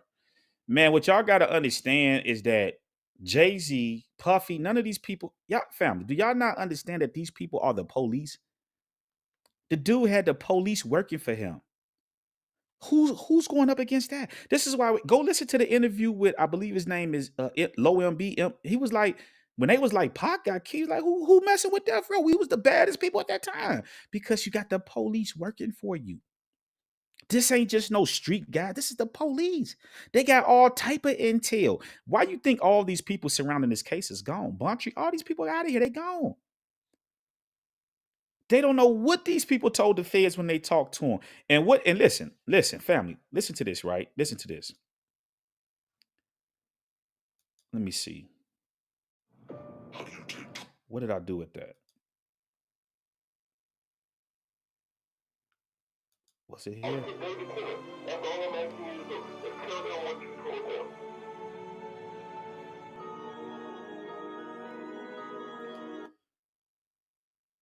Okay, hold on. Where is that at, right? Where is that at? Is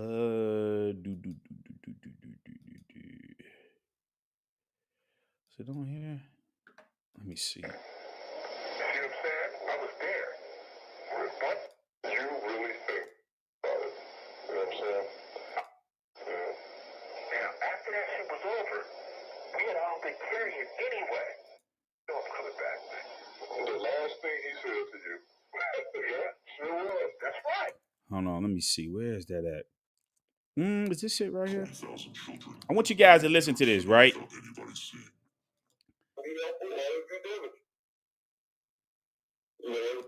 As a witness for Suge. So I don't really know. So I don't know how damaging or how helpful you could be. That's why we're trying to find out if you can be helpful or if you're damaging.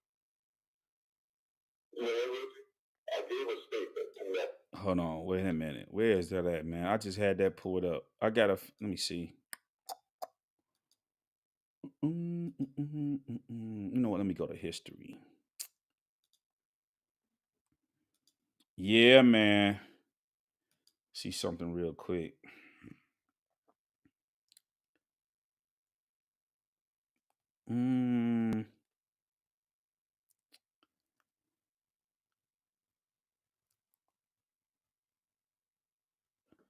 Let's see. Where is that at?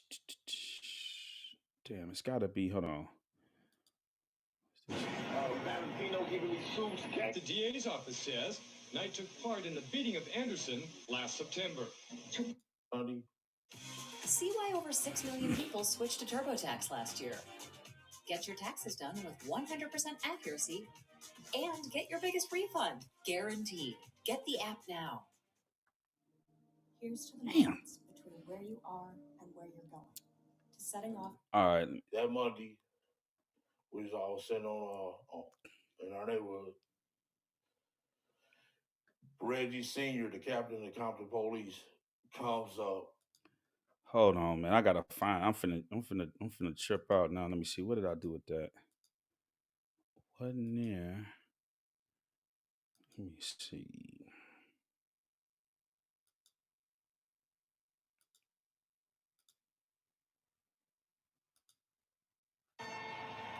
Let me see. Not there, not there. What the hell did I do with that? What's this shit? Oh. Oh, listen, right here. I want you guys to listen to this, right? Now, this is Frank Alexander, right? Listen to what he had to say about what the FBI said. Okay, listen what the FBI said. Had a vicious fight in New York at the MTV Awards, and Tupac told one of the bodyguards after he was finished with a video shoot, they're walking him to the airplane. After he was at the MTV Awards, and Tupac told one of the bodyguards after he was finished with a video shoot, they're walking him to the airplane. He told this bodyguard, who's a real good friend of mine to this day, he said, "I'm a dead man walking." And he said, "Pac, why would you say something like that?" He said, "Because I don't want to go to Vegas, and I got a bad feeling about it." And that was September 6th. It was a Friday because they had just finished shooting Toss It Up. Absolutely. Somebody set him up. Now, the last week or two, the last 2 weeks, 3 weeks, the FBI released a 349-page document saying that in their findings that Suge Knight and Reggie Wright orchestrated and put a hit on both of them, Notorious B.I.G. and Tupac Shakur. Right here, we got Frank Alexander telling you that the FBI and their findings saying that it was Reggie Wright and Suge that did the hit. And all the evidence points towards that. You know what I'm saying? This is what's going on. See? Now, Nola girl, you says Puffy is not innocent as you trying to suggest. Oh, yes, he is in regards to this. He ain't got nothing to do with that. Because family, y'all gotta understand it's too many layers that he has to go through. Family, why would he go to Keefe D? Listen, man, I gotta just break this down for the people in the back. So listen, if my big homie put the money up for Death Row to make the money, why would I go kill the cash cow for? He would have been dead. Keefe D would have been dead if he'd have did some shit like that. If he would have really did that, he would have been gone. He was under the instruction of his boy, PJ Pat Johnson. He told you who started Death Row. That's just like, I got a big homie. My big homie got shit going on. I can't go out there and go mess that up and kill the cash cow just because Puffy saying that they gonna. The nigga was moving over 100-some bricks a month. The man was playing with millions and millions of dollars at this time. You know what I'm saying? And I'm under the impression this is how they funded it. See, y'all got to understand the game. All of these guys are out of jail. PJ Pat Johnson, he's out of jail, and so is Harry O. These people are out of jail, along with Rick Ross and all of these people. You see what I'm saying? They were all involved in that operation that they had going on when they were bringing, you know what, into these black communities. Okay, this is what one's got to understand. All these people are out. These are kingpins. They out. How? And this is why whenever you listen to Suge Knight and them and Reggie Wright, they're going to tell you that Harry O was the police. They're going to say that these people are all of these people was talking to the police. They were working with the police. They had the police on their payroll. How? And this is what I be telling y'all about these fake CEOs, like people like Jay Prince that come out and say, "Well, no, y'all got to keep the code," and but y'all do it though. All of these people at the top, they all do this, all did the same thing. None of them are exempt. This is why Suge Knight to tell you about Jay Prince and this and that, and he ain't, and woo, woo, woo, how he didn't go to jail. Your big homie went to jail. You got caught with this and that and that. Like, they know. All of these niggas was working back then. Every last one of them, they was working with the police. And this is why when they tell you my tie, the only way they can do that, they got to have police on their payroll. This is why when y'all listen to the stories of these bodyguards that protected Tupac, even Reggie Wright, they don't like Tupac because Tupac knew they was the police and they was dirty. That's why on All Eyes on Me, what did he say? They said it's dope being sold, but they got me under surveillance. That's what somebody be telling, no, it's dope being sold, but I ain't the one. So who was moving this shit? Keefe D and all these people. And this is why they eventually pinched Keefe D and boxed him in. All of these people was working with the police, man. There's no way Puffy would have been able to infiltrate that. He couldn't infiltrate that. You know what I'm saying? Y'all got to remember that Suge Knight said they generated over $1 billion in 1 year. Okay. See, and y'all got to remember that, and we got to get credit when credit is due. Once again, black folks, they saw all that money coming in. Listen, man, $1 billion in 1 year, that's in 96, man. Come on, man. Suge touched that. He touched that in 96. See, they generated over $1 billion in revenue. Come on, man. You know what I'm saying?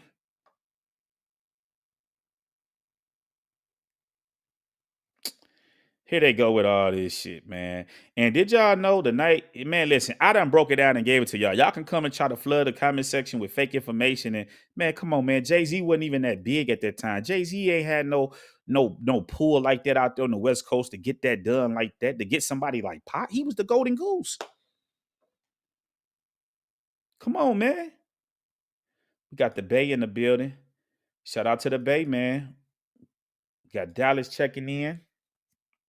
For sure, man. Make sure y'all hitting that like button. If not, y'all ain't hitting on the way come in. Sounding like on the way out. Shell said, it sounds like it's Vegas' fault. These people are also involved in it. So this is why I say when we sit down and we listen to these people like the Keefe D's and all these, I mean, not the Keefe D, but the Vlad TV talking about how did you solve that? I got a guy that was on Vlad TV. We got him in real time lying about what happened to Tupac. And then we also got him lying about the last statement that Tupac said. They forget Frank Alexander had already told y'all what his last words was. And this is why we got to do lives like this to show y'all what the real is. This man already told you what it is. Now he want to pop up and say, oh yeah, Tupac last words was F you with this and that. That ain't what Frank Alexander said. He was standing right there. Helped to get him out the car, all that. He said the EMs, they helped get the man out the car and this and that. Where's this Chris Carroll guy at? He might have been there, but he wasn't doing what he was claiming that he was doing because Frank Alexander told us. You don't think that him saying F the police, that why wouldn't he put that in his book and report on it? And he's standing right there. He told you he's right there. Come on, man. It is. And these people were involved. I ain't gonna say the entire Vegas police department was involved, but there's people that was involved in this stuff. And the reason you know is because why did they go through all of this stuff to put Suge Knight in jail because of the videotape from the MGM? Remember, this guy, Baby Lane, never filed any charges. So if there's no charges that was filed, how did they still put Suge Knight in jail off of this video? He even had Orlando come and say, the person that got beat up say, no, they had that one lady that they never showed you. And then that other detective that said that, no, but that's not what he said the first time we interviewed. He said this and that. And they sent Suge up the road. So up top, these people were involved. Y'all got to understand that David Kenner is plugged with these people. Even though he may have been a federal attorney to defend like these defendants like Harry O and you know, Suge Knight, people like that, he worked with the government. They not really beefing like prosecutors and lawyers, how we really think there is. These people are cool. How you think David Kenner just done skip right through all of this shit and he's just, that man growing old? I think he just got a year for some probation stuff or whatever, but he ain't did no days and times in jail. This is the American way. All these dudes got finesse. You know what I'm saying? And we're going to talk about David. You know what I'm saying?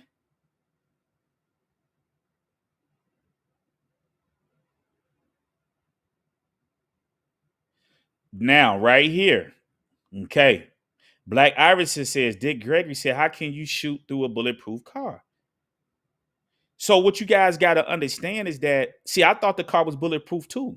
But see, when you look at the car, the bullets that came into the car, you see all those bullets didn't come through the car. It was only 2 that got through. The one that hit him in that side and that pelvis, and then the one that came through that hit his finger, and the one that came through the front. Got him. Okay, we heard that. But Michael Moore had already said it. It's what it is. And we got him in real time saying, like, these people ain't got no reason to lie, man. They telling you what it is. And when they are lying, it's because Suge and Reggie is telling them to lie. All this story about the chain, that came from Reggie Wright and Suge Knight. Didn't he just say, I gave the police what y'all told me to say? I can't go back and say that. That's going to be perjury because you got to remember that these dudes were law enforcement to some degree. So they know about he like, shit, I ain't gonna go to jail behind this shit. Y'all saying doing this and that. This is why you start seeing all of those bodies drop when Tupac died. The people on the West Coast know this. This is not no secret to them.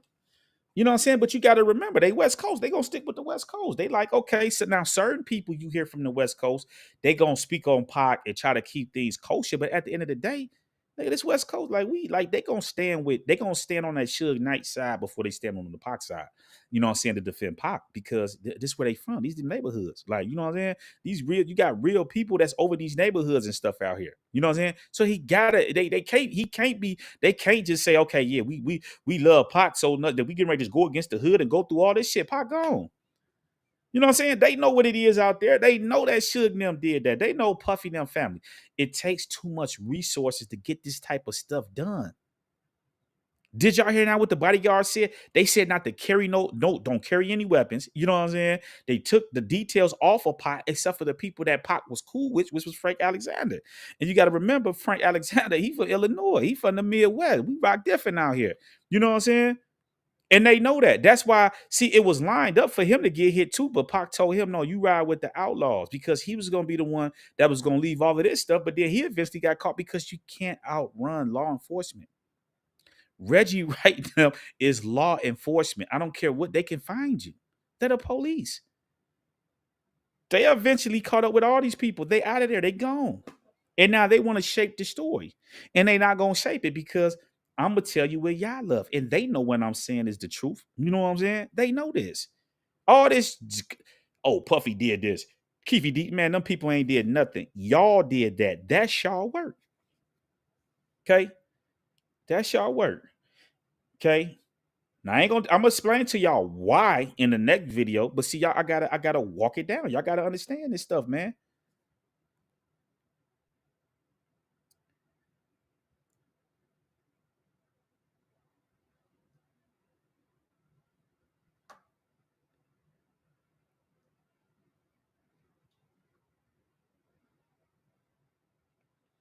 The 9 that hit must have been the first switch.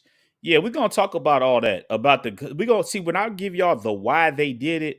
I'm gonna break all this stuff down, because, like I keep telling y'all, the government know that Death Row was founded with drug money. This is not a secret. They know this, but they never came and confiscated Death Row or did none of that stuff. You know what I'm saying? Yeah, they got audited or whatever the case may be. But I'm gonna explain to you why they never messed with Death Row. You know what I'm saying?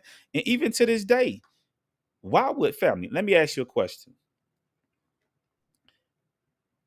Suge them, and they all these people know what's going on. Even Reggie Wright has come out. They all know that Harry O was working with them people. They know that. He was down in the bit, this and that, because you got to remember. See, this is one of the things that I learned when I went through the feds, right? Okay, and this is why I always tell y'all, damn that money, because I ran across a lot of kingpins from a lot of these major cities out here, right? I know some people, right? You guys got to understand that, see, these people never when you're a kingpin, your money can't buy you out of jail. See, I learned this when I went to the feds years ago. I see all them kingpins in there with that money, with that bag. You know what I'm saying? Might have fucked with a couple of them. But the fact of the matter is, you got to understand that when you get to that point, the government prints the money. They don't care nothing about the money. They want to know the information. Where is that work at? Because you got to understand how the gang go. We're going to put this stuff out here. And then once we get everything distributed in the thing, now it's a cat and mouse game. They're just creating games. Okay. This is why when you look at the people like the real Rick Ross and people like that, see, y'all got to understand. Y'all don't like, when I look at like the rapper Rick Ross, right? I feel like he did things the right way. Like, you know what I'm saying? Damn, the real Rick Ross. Because at the end of the day, even though you're telling on the police, these was dirty police. These were corrupt police. I mean, Suge didn't tell on Reggie Wright.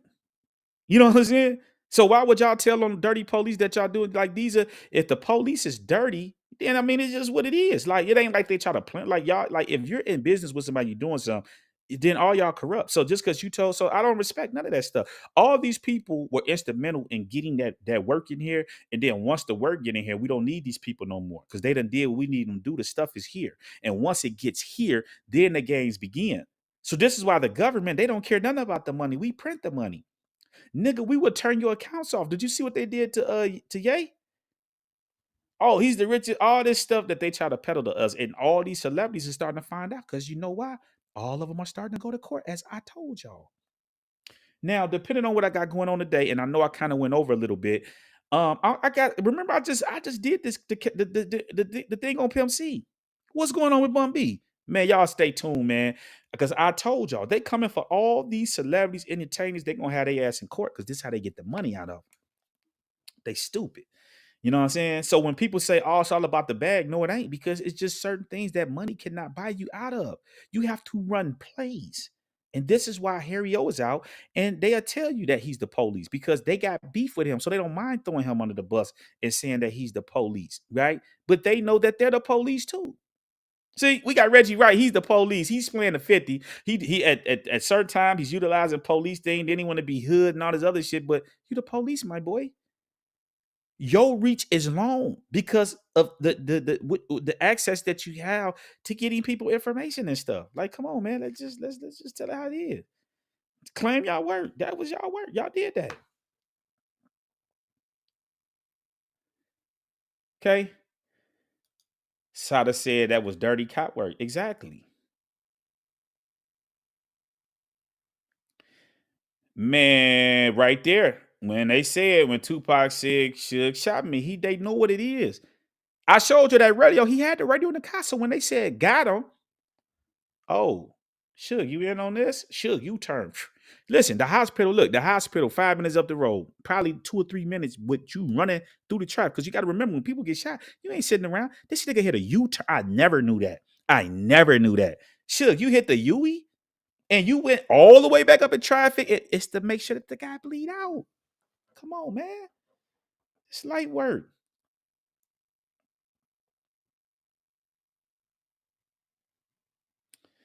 Okay, we got Vegas checking in. I live in Vegas, and the story of what happened basically to Tupac doesn't make sense, right? Because do y'all see all of the people that is involved in this shit, right? It ain't just some low level shoot 'em up, bang bang. There's a lot of people that's involved in this. So what are they talking about? They saw the Tupac case. I'm giving it to you.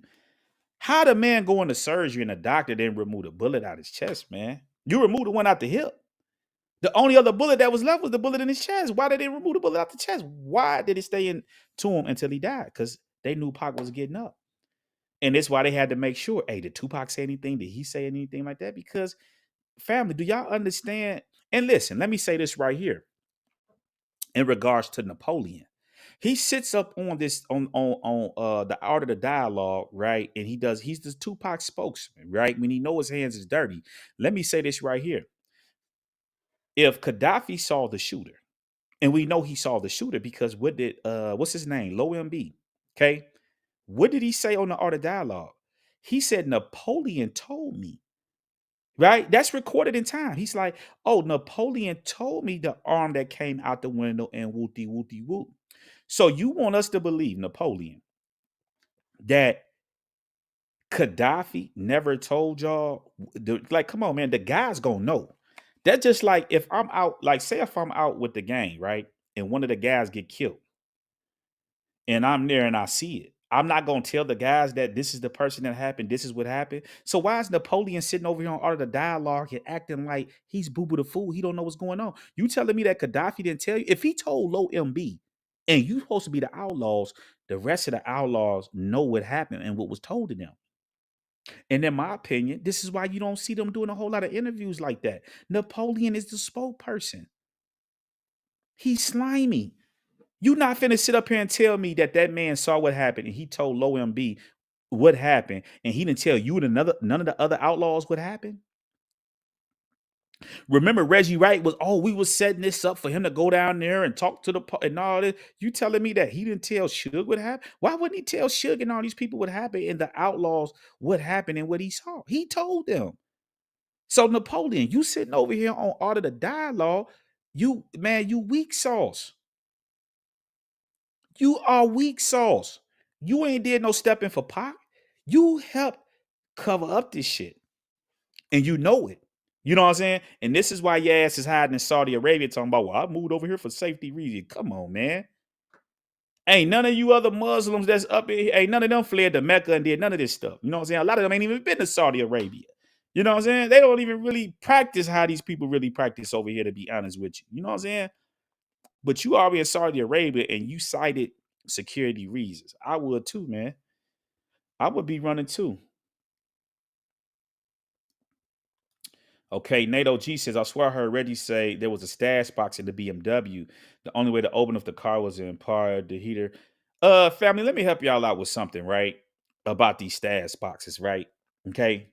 And this is some free game out there to those of you that may be, still doing illegal things, might be on the road. Do y'all not understand that if there was a stash spot in that car, they would have found that? You know what I'm saying? Don't y'all understand? Like, say for an example, when y'all ever watch these police shows and you see the police pull these cars over and they got all these drugs and shit in the car, you know what them state boys do? They strip that car all the way down to nothing and they would put that shit back together. They're taking all of that stuff apart. So they would have took that car apart and went through that car and found any of that stuff if it was in it. You know what I'm saying? And I'm just telling you what it is. Get your ass pulled over on the highway and just have anything in the gas tank. Watch what they're gonna do. They're gonna drop all. They take that shit to the shop. Cause my boy told me when they told me, he was like, man, if I didn't work here, he was like, man, I wouldn't believe it, man. He was like, when they bring these cars in here, they strip that shit all the way down. They go through everything. They go through everything because they know if you move and you doing this and that. So they would did the same thing with this. They stripped that car down. If there was a stash box, gun, and all that stuff in there, they would have found it. Okay. Yeah. Right here. Real Unique says, man, you make a lot of sense. Facts. I'm giving it to y'all. There's no way Suge sat in that car and not get hit. And for people to keep trying to run that saying, well, he was in the car. He wouldn't, but he didn't get touched though. Meaning that it was police work. They carved him out of that car. All those shots is right at where Tupac said. Nothing was wild. It was all calculated. This is why they asked Frank Alexander, do you think that this was, or was it calculated? He told him. You know what I'm saying?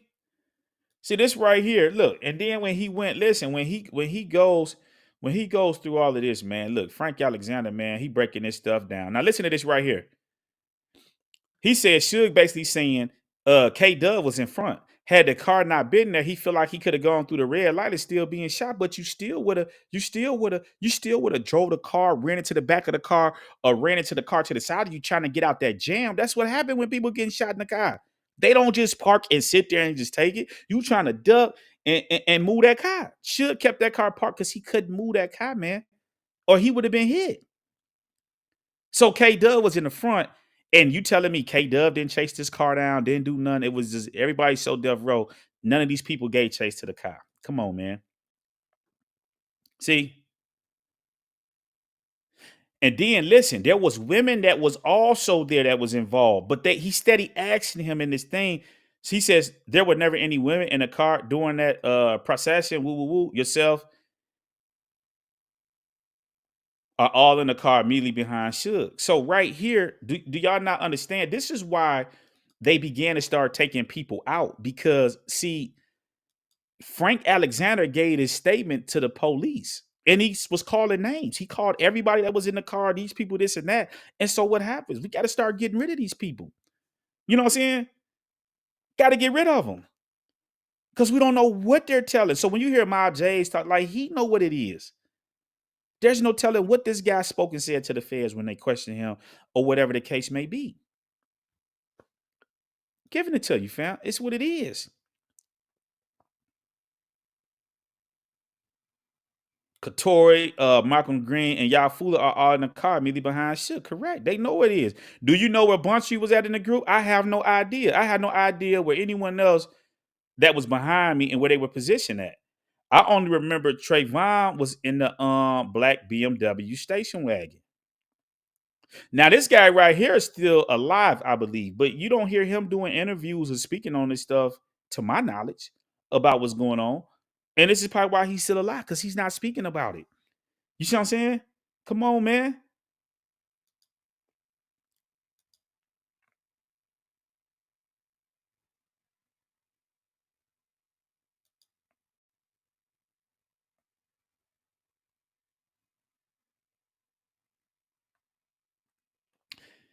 So family, right here, man. I pretty much just I just gave it to you, man, on what happened that night when Tupac got shot.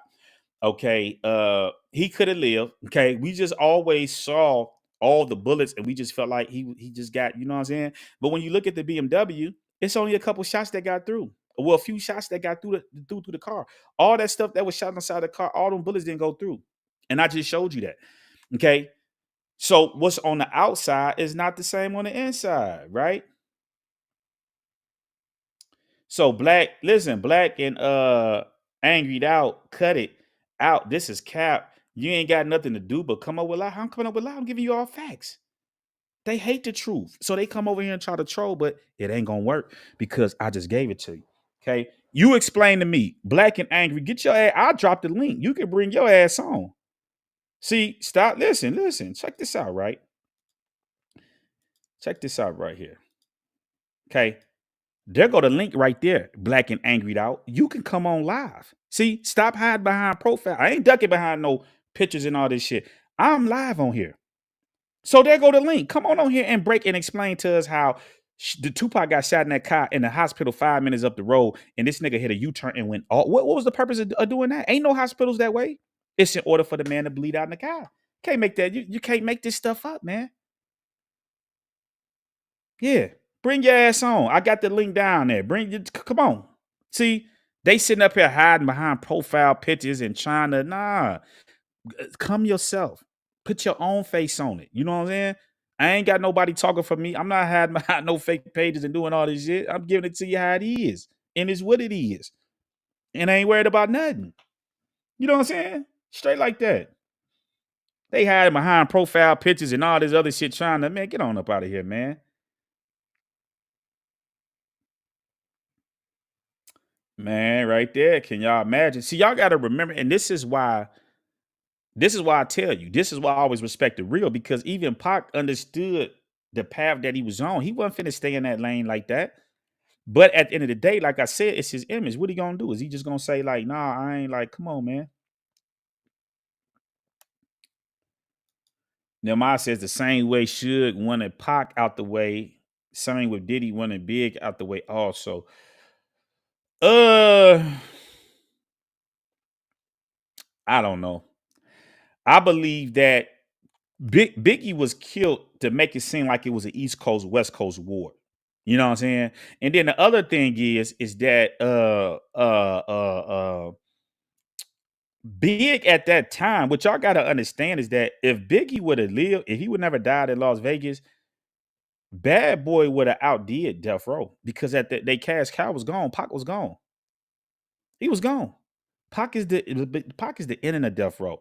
Nothing can come behind that. You know, and it's crazy. Now think about this. Why would Snoop Dogg do business with a rat? Why would he have a rat?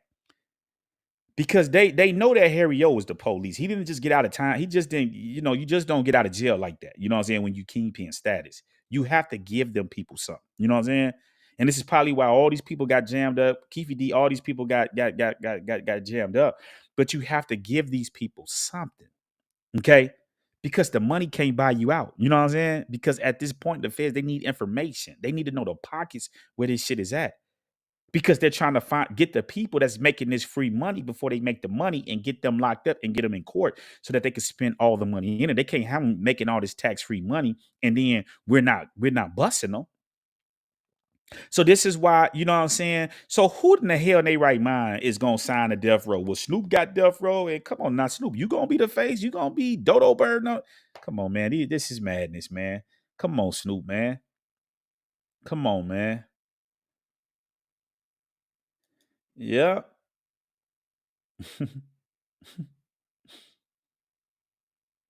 Nehemiah says, you'll make a good prosecutor in court. I keep telling y'all that I'm a messenger of the all Shaddai, the honorable Abba. Yahoo. Come on, man. Quit playing, man.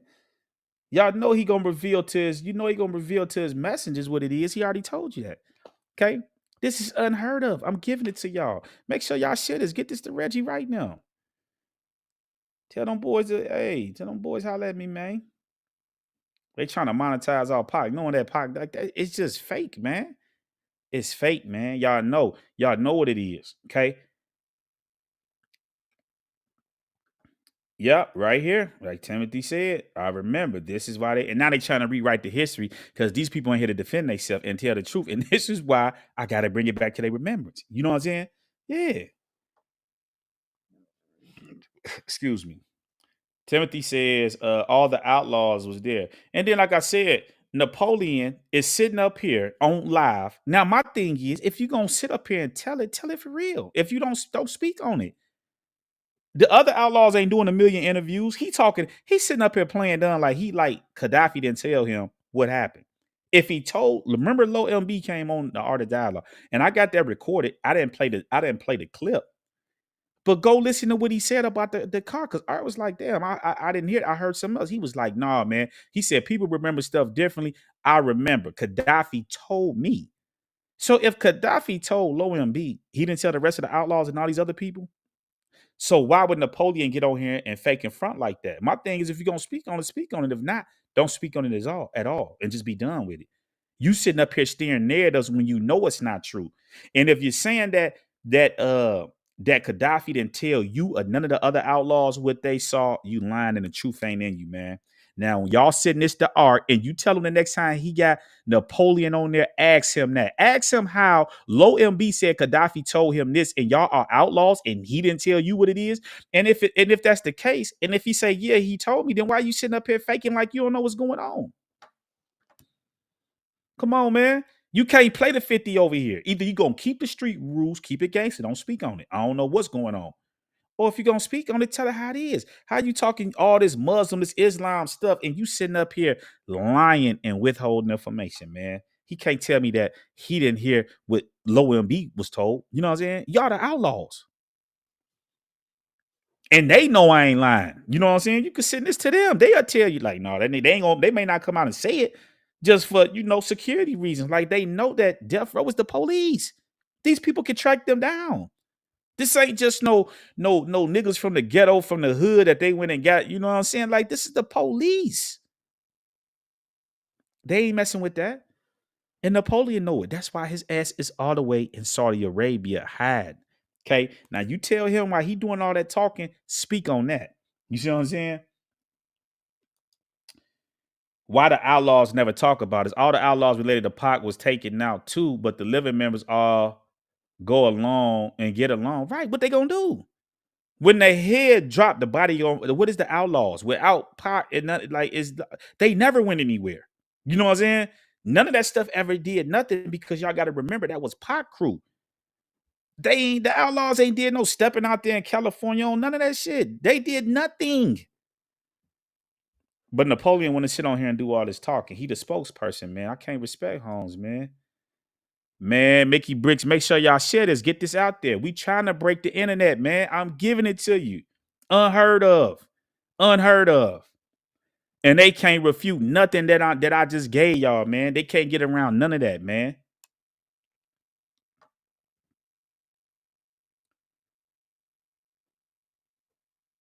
Yeah, but see the thing about it, Nate, you don't never hear them talking about that. They're not really doing a whole lot of interviews on that. They did the interview, but Napoleon is the spokesperson. Every week he's talking about, well, what do you think about this? And what you think about? What do we think about Gaddafi losing his life?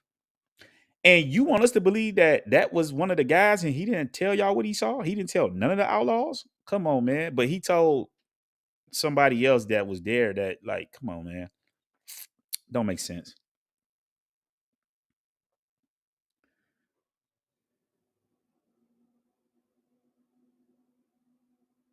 Yep, right here, like JK says. I always thought Suge and knew Suge was responsible. Walkie-talkie proves all that. Listen, the dude had the walkie-talkie in the car and he had a phone. See, that's y'all got to remember. Like, that's when cell phones, when they had those, like, you gotta be from that area to know. But remember they had the phones with the boxes and you had to open the thing and then you had the ones that would come that had the car and all that. That's in the early 90s. You know what I'm saying? Because that's when I was getting started around that same time, 94, 95, 96. You know what I'm saying? So I know all about that. We were stealing cars and doing all that shit. See, so he had the phone in the car, had the walkie-talkie. He didn't tell nobody to chase the car. Don't do nothing. Don't call the police. Chris Carroll, like, we just ran into each other on Harmon Street. We just ran into each other on Harmon Street. We just, boom, there we go. Like, come on, man. It don't work like that. You know what I'm saying? Yeah, right here. They was told, like I said, the outlaws was told to stay out of it and did, especially after they found out, PD. They already knew what it was. Pac probably was already telling them what it is. When y'all listen to those security cards, even Michael Moore said, I didn't like Tupac. So he ain't got no reason to lie. He said, I didn't care for him. Like, because Pac knew that these people were dirty. This is why he always were ditching them. You see what I'm saying? They'll tell you, nobody wanted to stay on Tupac. Why? Because he knew they was dirty police. You know what I'm saying?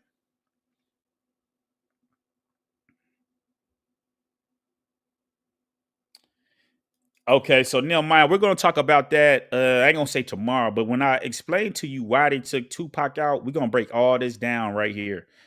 We're going to break all of this down right here about the monies and all of this stuff and why they got that man up out of here, man.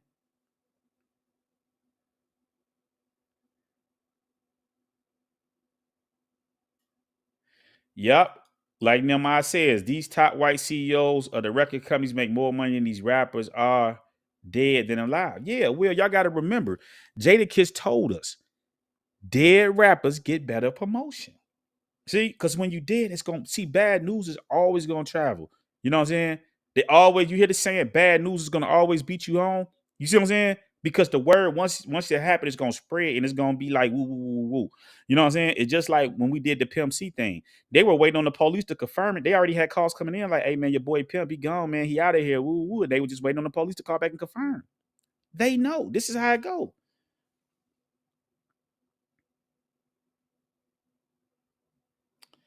Okay, JK says, if the shot came from above, I remember Mayweather saying he was there that night looking over the strip from his penthouse. Let's look at all avenues and possible facts.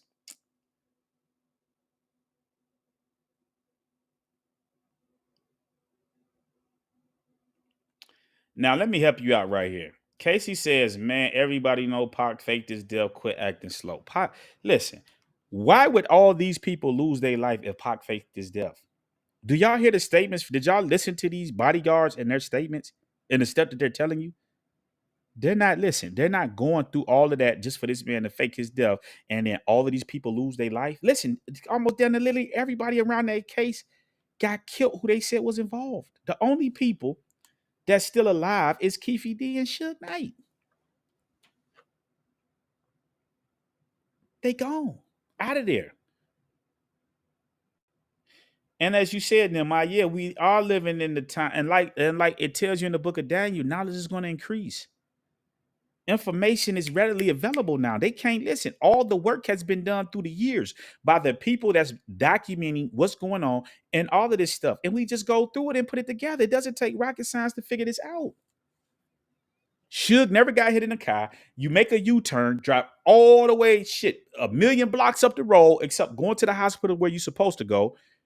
Michael Moore is telling us that he heard over the radio, got him, and he told you that this was Suge Knight security.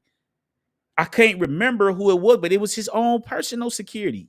His guys that's going to do all this and that for him. But now all these people gone. So when they tell you about, oh, there was killings and wars in California, it wasn't over Tupac. It was over the fact of the people that was involved in the death of Tupac. In a lot of these cases, they have to make it look like it's gang related, even if it's not, because they have to get these people out of the way. So it was a cleanup. It wasn't no stepping for Pac. You know what I'm saying? What they gonna do? What they gonna do, fam? Are they just gonna go out here and randomly just go start whacking and hitting people? If Suge is telling you that Orlando and all these people didn't do it, but then the news is saying that he did it and this and that, why would the news do that? Like there's no need to do that. So it's telling you that all of these people were involved, man. It's what it is, man. And this, like I said, to solve that, we'll have to implement all of these people.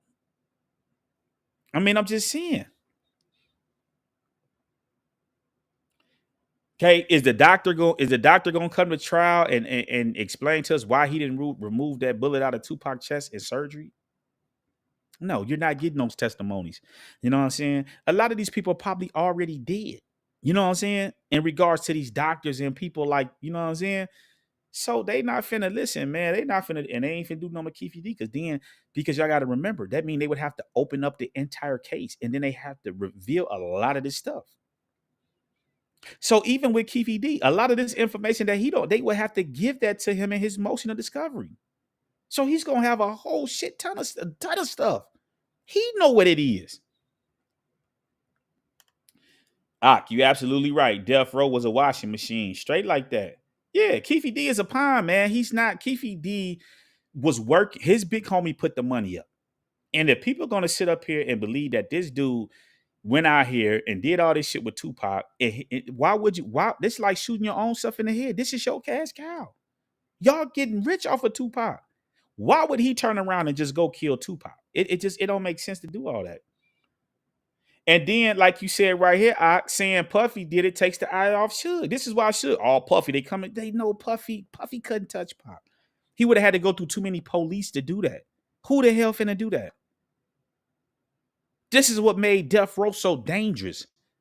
You got the police working for you.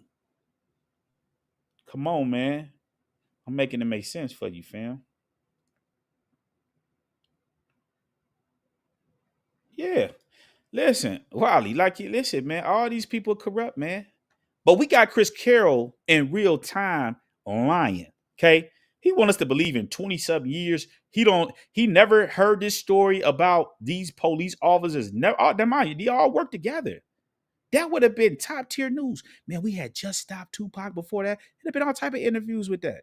If this was all the way legit on the up and up, then all of a sudden, after you do a Vlad TV interview, now all of a sudden, oh, you know what? I ran into those officers about what? Where they do that at? So they just track you down. Yeah, that was us who stopped us and woo, woo, woo. Oh, I just ran into the officer, woo, woo, woo. And he was like, yeah, I was the one, man. Get on up out of here, man.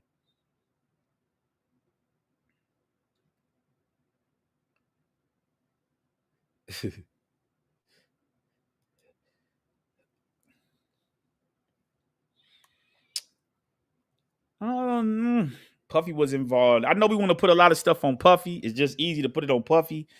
But even with Biggie, man, they know what happened with Biggie. Matter of fact, man, and you know what? I might do something on Biggie Smalls because I'm gonna tell you something. Biggie mom had that lawsuit against LAPD, and it's a lot of stuff that happened with that in order for her to not to get that big, so that none of this stuff got paid out. You know what I'm saying? But I think the Biggie case is even more transparent. Is more, and this is why Suge Knight tell you if you find out who killed Biggie, it was the police who did it. This is why the FBI even told you that their findings showed that Reggie Wright and Suge Knight put the hit on Tupac now. You see what I'm saying? It would see y'all got to remember that it's not nothing to get Biggie Smalls because anytime you have the LAPD working for you, the police is going to get through a lot of these clearances. What they're going to do? They ain't going to tell the police, no, you can't come in here. You can't do this and that. Just saying. Yeah, but we know. Yeah, exactly. See, the police said Frank Alexander death was a suicide with a gunshot to the head. Come on, man. They know. They know what's going on.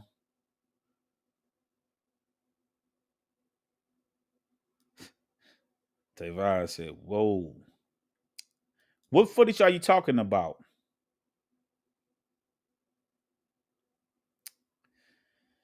Yeah, and then also, Fairly, now, Ebo says, now, if you guys remember, right, okay, and I'm going to say this, I'm going to hop off of here in a minute. We've been rocking and rolling and stuff, man, and we can go on all day with this, right? He says they killed Pac because they was promised a distribution deal, and then they got themselves backdoored. Exactly. See, y'all got to remember that. And the boy Del Rey, shout out to the boy Del Rey. He spoke on this when he broke down the contract situation. See, this is how you know how fake the industry is. Why would Jimmy Iovine? Because at first he said that Suge Knight didn't want to sign. He didn't want to sign Pac. He didn't want to mess with Pac. He really didn't too much care for Pac. You know what I'm saying? But like Ebo bring it out. See, okay, we'll give you a distribution deal if you do this and that. See, y'all got to understand that Jimmy Iovine been around for a very long time.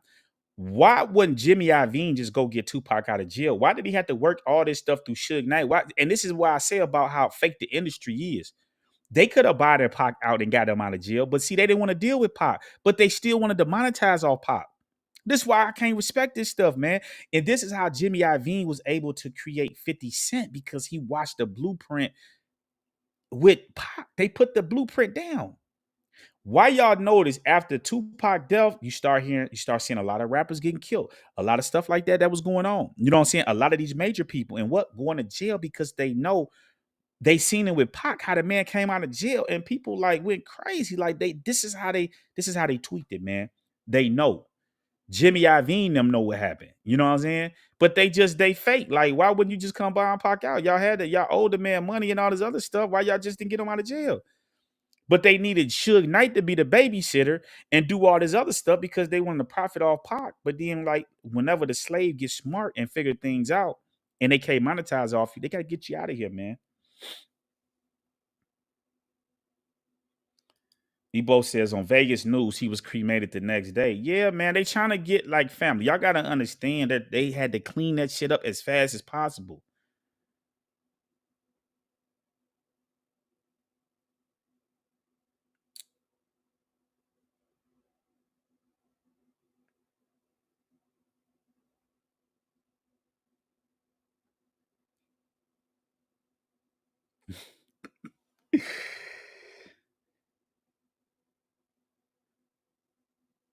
Yeah. Man, shout out to City Street TV. For sure, man. Y'all know how we rocking that thing, man. But yeah, man. So yeah, man. Hey, man, shout out to everybody, man, that checked in, man. Now I need y'all to do the work. I already done broke it down and gave it to you. I need y'all to flood the internet with this. We need to run this thing up and tell them boys, after they see this, you tell them pop out and come holler at Big Light. And we can have that discussion. Tell Reggie them all that. Tell Suge Knight, call me. See, call me. And let me interview them. Because I'm going to ask all the questions that need to be asked. You know what I'm saying? These people sitting on these interviews playing games. Like, if y'all going to do the interviews, ask the real questions, man. You know what I'm saying? Ask the real questions, man. If y'all going to do these interviews. If not, tell them, come holler at me. I'm going to ask the real questions. You know what I'm saying?